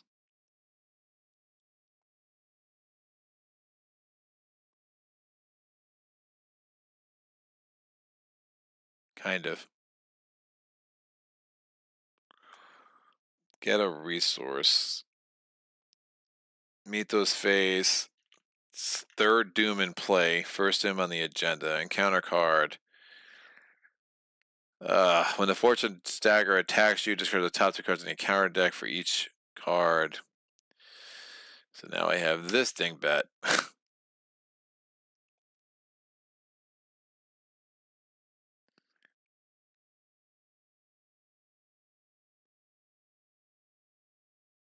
I really needed to miss the early ace so bad.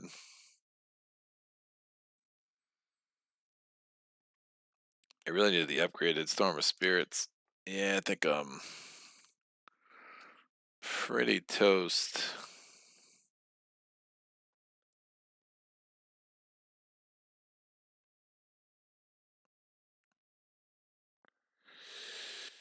Yeah, miss the early A would have been really strong.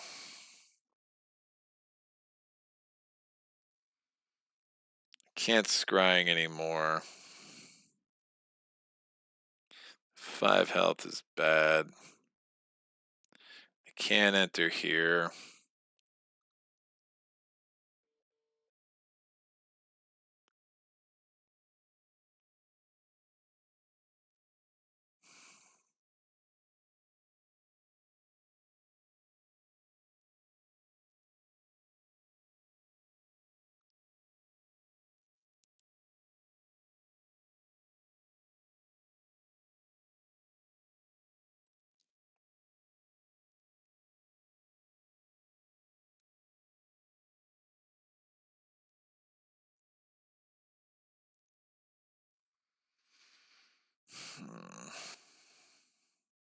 Missed the early A.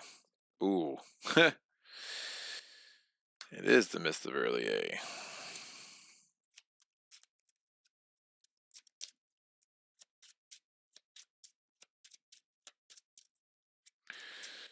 So I got the mists.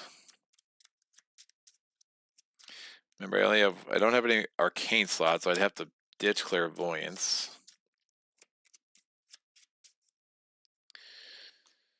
If I do Alyssa, look at the next card. It's manual dexterity.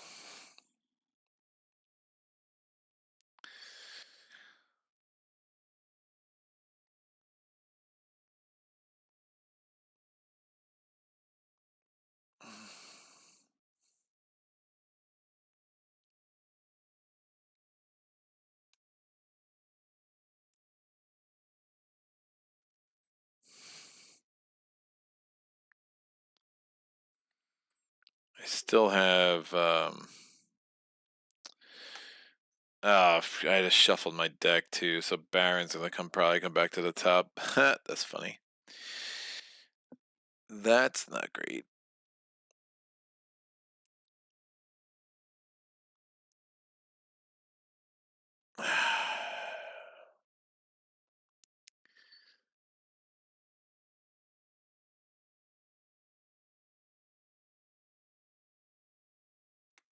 I could try to evade a 3, 4,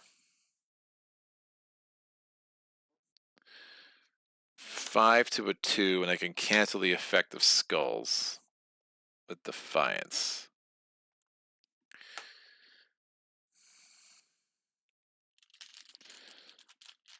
Let's gamble, kids. 5 to a 2, canceling the effect of skulls. 0. Look at me. So this guy's evaded. So that was an utter waste. My second action, I'm going to do this move.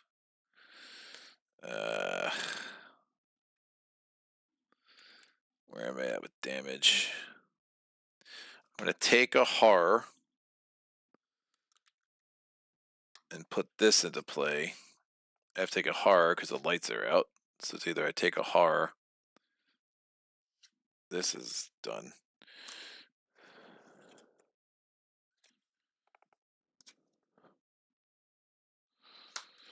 And now I have the Robes of Endless Night in play.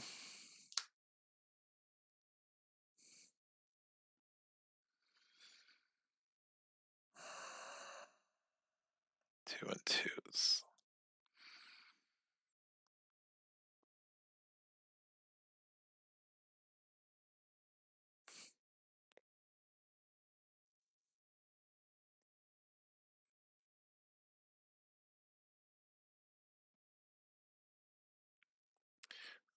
My third action, I'm going to discard the top and hope I get lucky.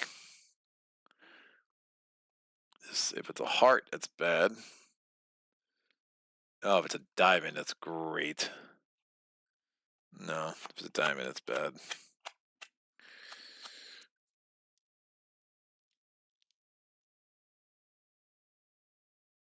It could be worse.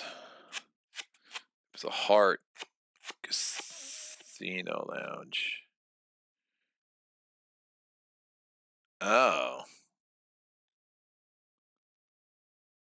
Guard room is here. Half the time I'm going to the guard room.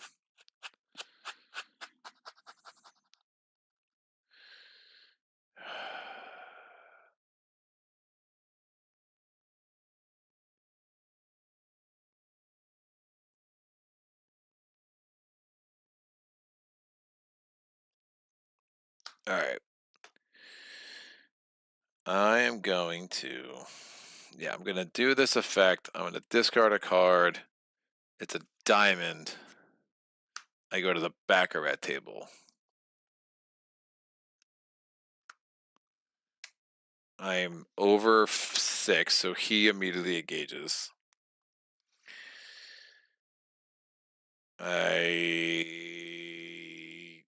Nope, I don't raise my alarm, but he loses aloof. And I could just kill them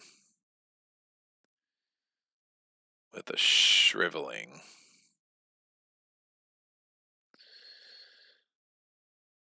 That's probably smart. I got rid of Moonlight Ritual. So I'm doing a 4, 5, 6, 2, a 3. I could do this extra action because of my magic abilities. Man.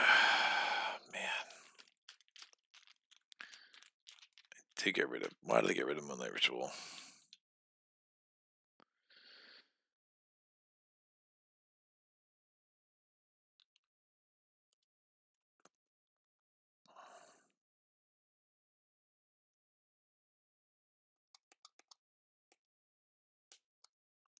I shouldn't have gotten rid of Moonlight Ritual. Effectively, I was a 4 to a 2, and I said no to Skulls. I think that's smart. I would have rather been +3, but I think I would have had to do +2. I can't adopt that because I need to keep pounding Blood Pact. So, yeah, I'm testing. So I'm taking Moonlight Ritual back. I pulled the 0, so it didn't matter. So if I the gated skulls, I think that's the worthwhile gamble.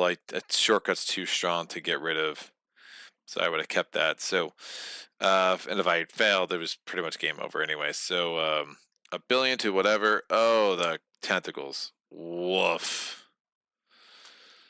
Horror. Wow. Well, that was fun. Enemy phase, I take a damage. I'll put it on here. Counterclockwise, clockwise. He readies. He comes down here. He comes down here. Upkeep phase. These all ready. I draw a card. Magic dexterity. I take a resource. Mythos phase. Doom. That's 1, 2, 3, 4, 5 Doom in play. I draw on a counter card. Another Arcane Spotlight.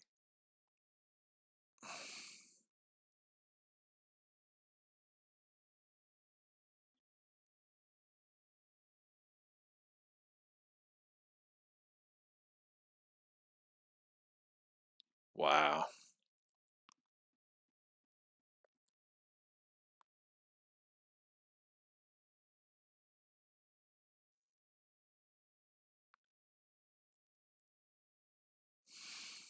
Arcane Initiate, looking for spells.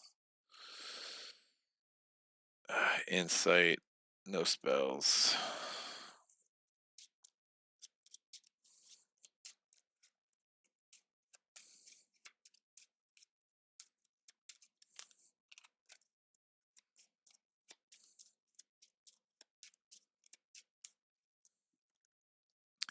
All right, shriveling.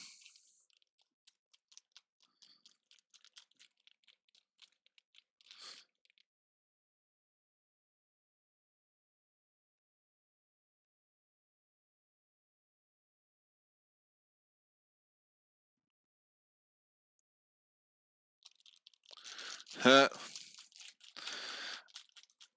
I'm busy. Shriveling.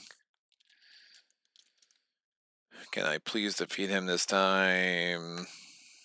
Tentacles -5. I'm at a 4, 5, 6, 7, 8, 9 to a 3. I do. Dead. I pulled that though. I do take another horror because I keep pulling things that give me horror. So another horror here. Security patrol is out. Alyssa, that goes there. And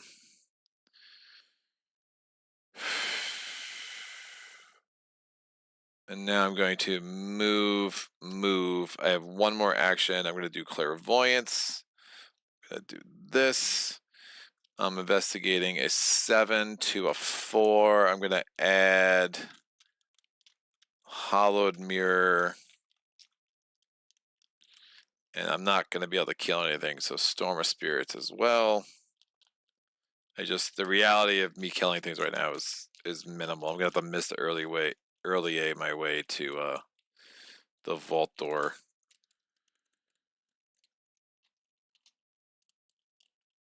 So I'm testing a 4, 5, 6, 7, 8, 9 to a 4.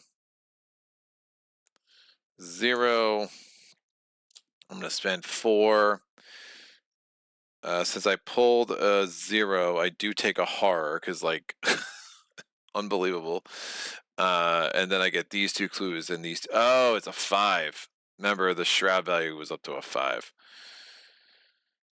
because the lights are out. But that's fine. What I did not have another. I would have just had to do plus the rest. Skulls would have been terrible. Skulls would have been really bad.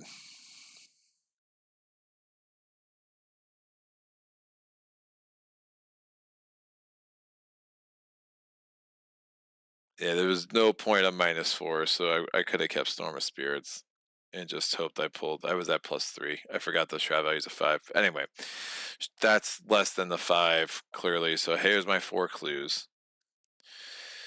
1, 2, enemy phase. He comes down and engages. He comes here, clockwise, counterclockwise, and patrol clockwise. When he engages, he attacks me. I take a damage and a horror.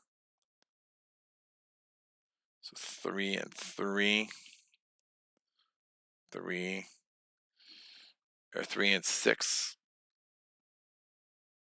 I do not have St. Hubert's Key into play.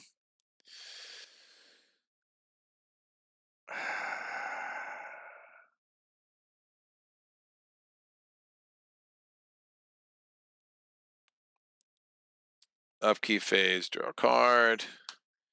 Take a resource. Meet those phase. 7, 8 Doom in play. Doom threshold is 12. Meet encounter card. Woof. A casino lounge or security office. He is aloof, but he immediately engages with me. These ready.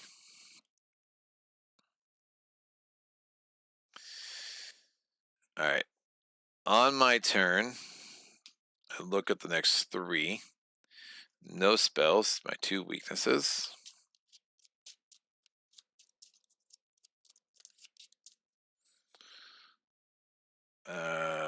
Alyssa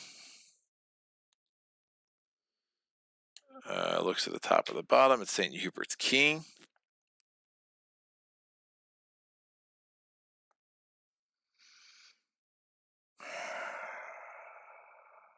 I played this and I got the 4 clues.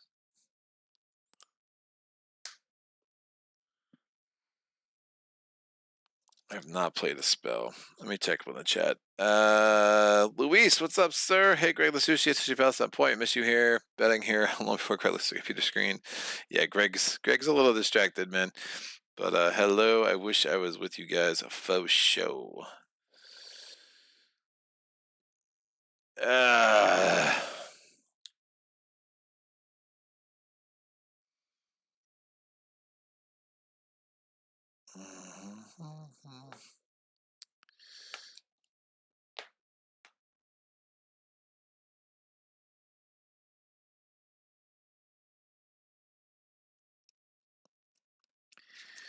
All right.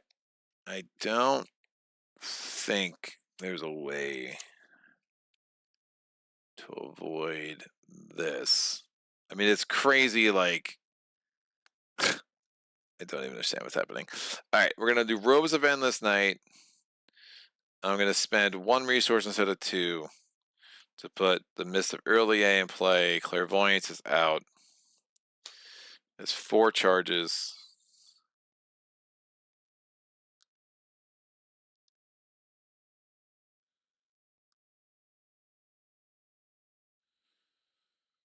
I guess I should do Storm of Spirits first anyway.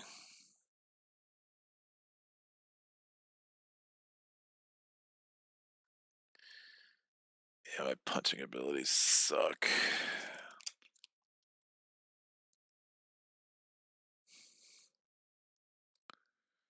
So first things first, I would have Stormed of Spirits for 3. My first action. It's a spell, so I have 3 actions left.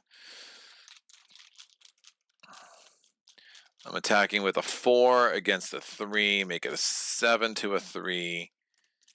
I just have no way to boost. Oh, 8 to a 3 with Fearless. I pull the 0. I do 2 damage to security patrol. This should be up to like a 10 because I just killed 2 security patrols. 2 damage on this dude. Still not dead. But when I deal 1 or more damage to him, I put the top card of my threat area.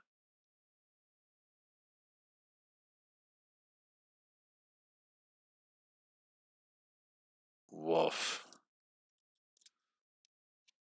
And now it's another enemy. Oh, forget that. Yeah, I would not have done Storm of Spirits. What I would have done is I put Mr. Earlier into play like I originally planned. I took 2 damage and a horror. That kills is a thing. It kills my Arcane Initiate.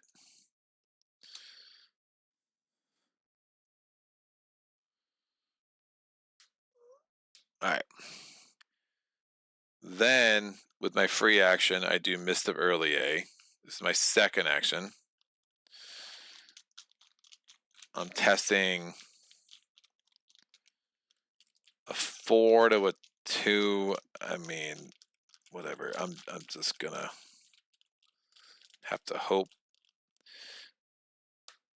-3. I pulled a symbol. I had to pick a card and discard it. Obviously, it is Magic Dexterity. So I would have disengaged from the Dimensional Shambler. Moved here as part of the second action.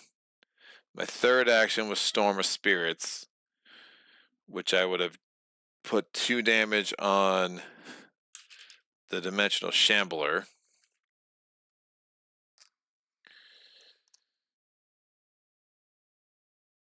One, 2, 3, 4, 5, 6, 7, 8, 9, 10. So we're good. And then my fourth action is Mist of Earlier. No. Yeah. And I cannot remove all Doom yet, but we're getting close.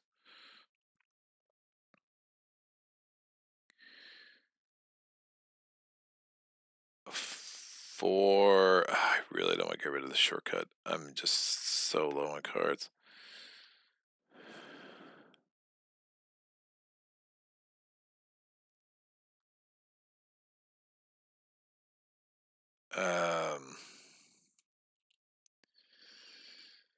Woof.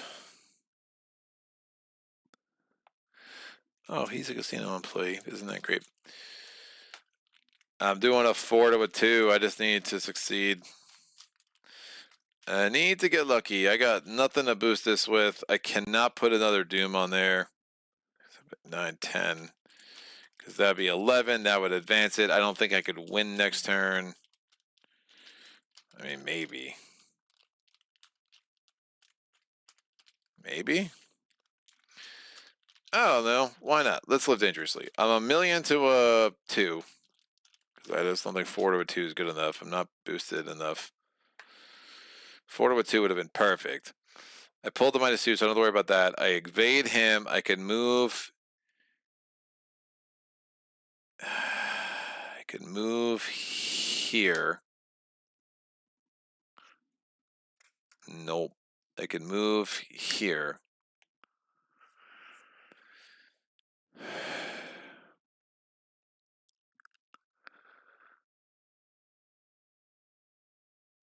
And then I'm going to reset all this. Enemy phase, he comes down and does 1 and 1.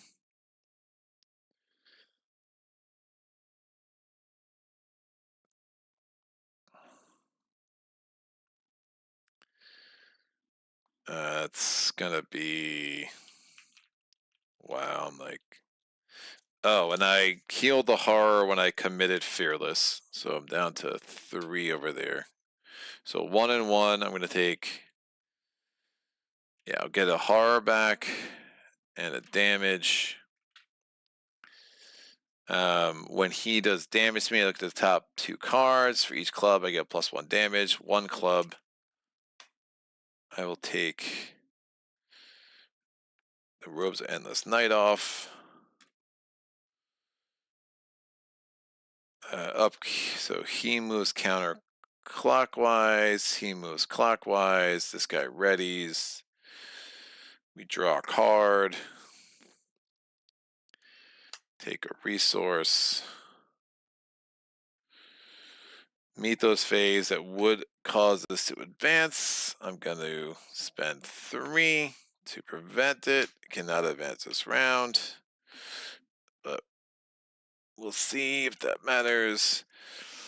Average calls. Woof. I'm testing willpower 5. I cannot. Well, whatever. Who cares? 7 to a 5. I succeed. I get 2 resources. My alarm goes up. Never mind. We're already maxed out. Great. I'm going to do Mr. Early A for free action. I'm doing a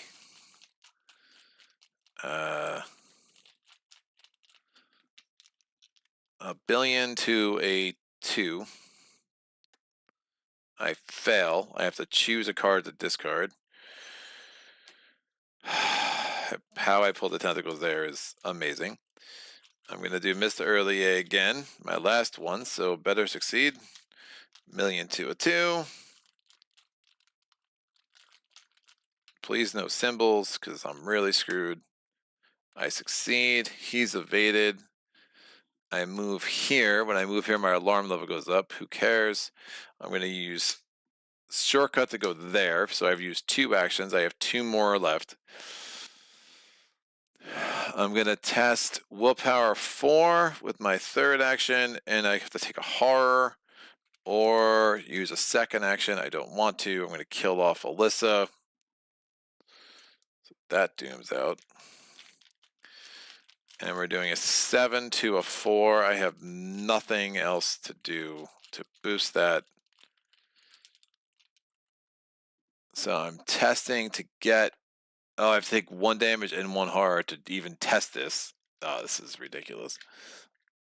All right, 1 damage, 1 horror. I'm 1 away, +3. I can raise my level by 1 to automatically see, but except I can't because I cannot change the game state. So that's a thing. I have no more soak, so this is... I just can't keep doing the test. I mean, even if I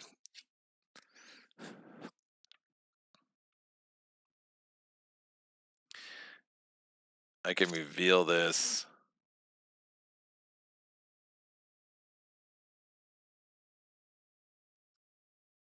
Wow.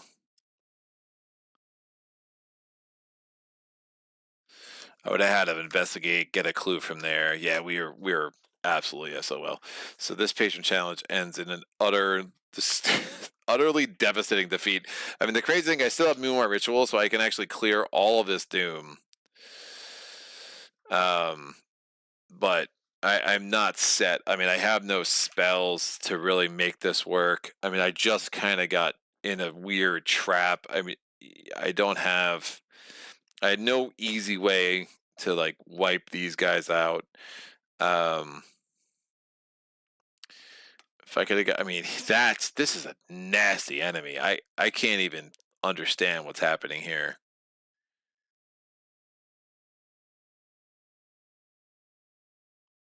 Almost like you like want to attack it and then Storm of Spirits it, I guess, and then you have your cards face down, but that's a brutal enemy.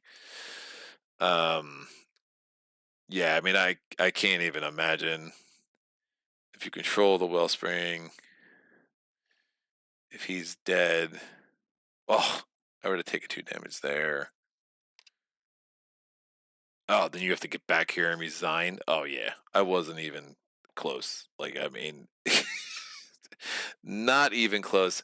It's an interesting scenario. This is definitely seems like one of the ones that you're gonna need to play a few times, and then once you understand what's happening, then you have a chance. This is not great for a cold run, so I'll put that out there for sure. But definitely a lot of interesting ideas. I do really wonder if I was using the cash cart right. I think it makes sense because it doesn't say it needs to stay there for that effect to still be in place. It would be pretty useless if I couldn't move out of there without losing the effect. And the only way you'd have to like move the cash cart. You have to be at the location to use that ability. So you have to like move the cash cart and then move to where the cash cart went. I can't see another way that would make any sense at all. So enemies at the location can't engage with you. So it's almost just like they didn't see you, so they're still in the room, and then you move the cash cart, and then you kind of move to where the cash cart was. But then once again, you could prevent. Like I mean, I prevented stuff in multiple rooms there. But this is a nasty little setup. The fact that you need 4 clues to enter here and then 4 clues to enter there, so that shows like the importance of that vent would have been a lot better. Or stealing the keys. I mean, are there clues? There's why 3 clues here. Oh, but yeah, I mean your alarm level would have been gross. 2 clues here. Discard that many Finite matches. This lights out thing I didn't think was that big of a deal. I mean, the reality is though, I had 0 more soak, so me failing that test and not being able to reveal that was pretty bad. Getting these 7 clues off here is not a thing. That wasn't really a problem at all. And then you can see how the key kind of would mesh well with the Scarlet Keys campaign. So a lot of good ideas. I'm glad I played it. I know we're gonna probably do a bunch of side scenarios with our Carcosa campaign. So I think this would be a little more reasonable in a multiplayer game than True Solo. True Solo, it just seems like it's a little bit sprawling for True Solo. Definitely not impossible, but just a lot of moving parts, and I'm not sure how you would kind of get everything done. It's almost like, and again, not you need like a clover and a fighter. Yeah, Mystics can do everything well, but I think I would need like a 19 XP deck or 29 XP deck even to really want to feel like I was set up for this. A lot of high shroud values. I mean, you have the 4s everywhere, and just wasn't able to make it work. I mean, these are nice. I wonder, I might have wanted to take after efficacy on many exhausted muscle reduced by. Oh, that's interesting. So you need to be a fighter already, but it would reduce the negative impact of killing casino employees, and then this one exhaust the face to reduce any investigator's alarm by 1. So now you're just spending actions to parlay and reduce alarm levels. That's interesting. I think these 2 are probably the strongest, especially the Grifter, because it just made getting the 10 money, which got the cash cart. But yeah, it's an interesting scenario. I could definitely see why you'd want to play it over 2 sessions too, because like that's a very long scenario for sure. PheonixKnight says Greg's too busy dying from the looks of it, for sure. Bob Bell, oh man, late to the game.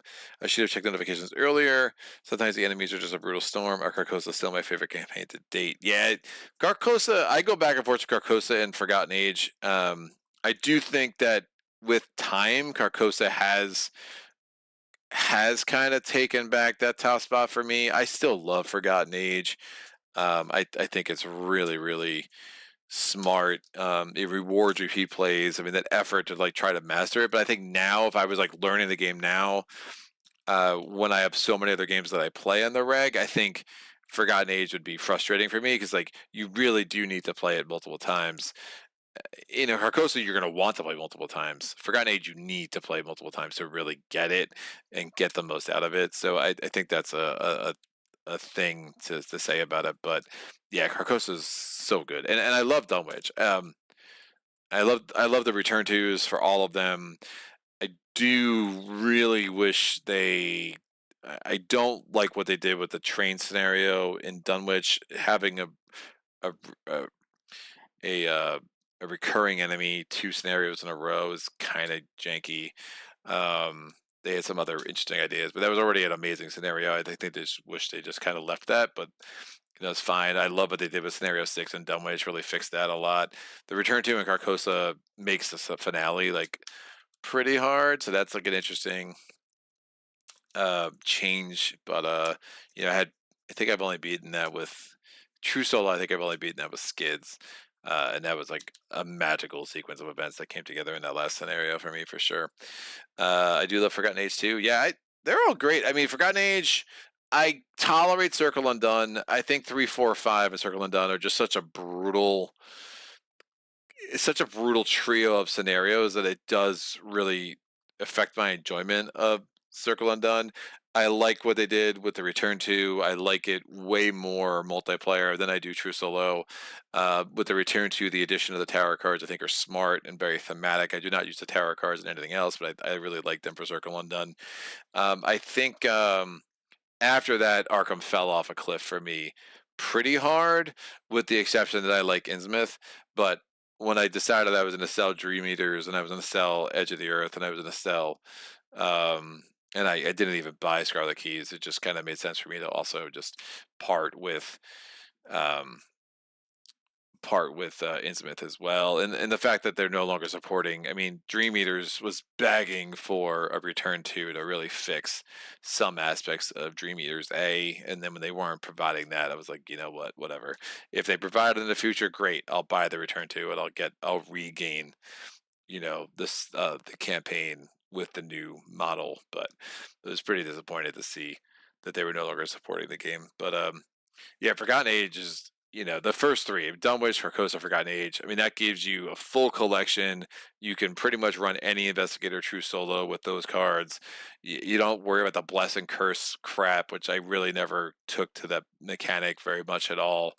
And, I'm really happy with having a smaller collection now. And then, just throw in these side scenarios, and this is one that's there's a lot going on here. Again, I'm glad to have played it. I would not have wanted to play this the first time with my friends because, just rules mistakes. When it's just me, fine, I'll take the 15 minutes to figure it out. But when you're with friends and you're trying to just have a good time, it can be a little bit more tiresome to kind of try to retcon things and figure out what was supposed to happen. But this was super fun.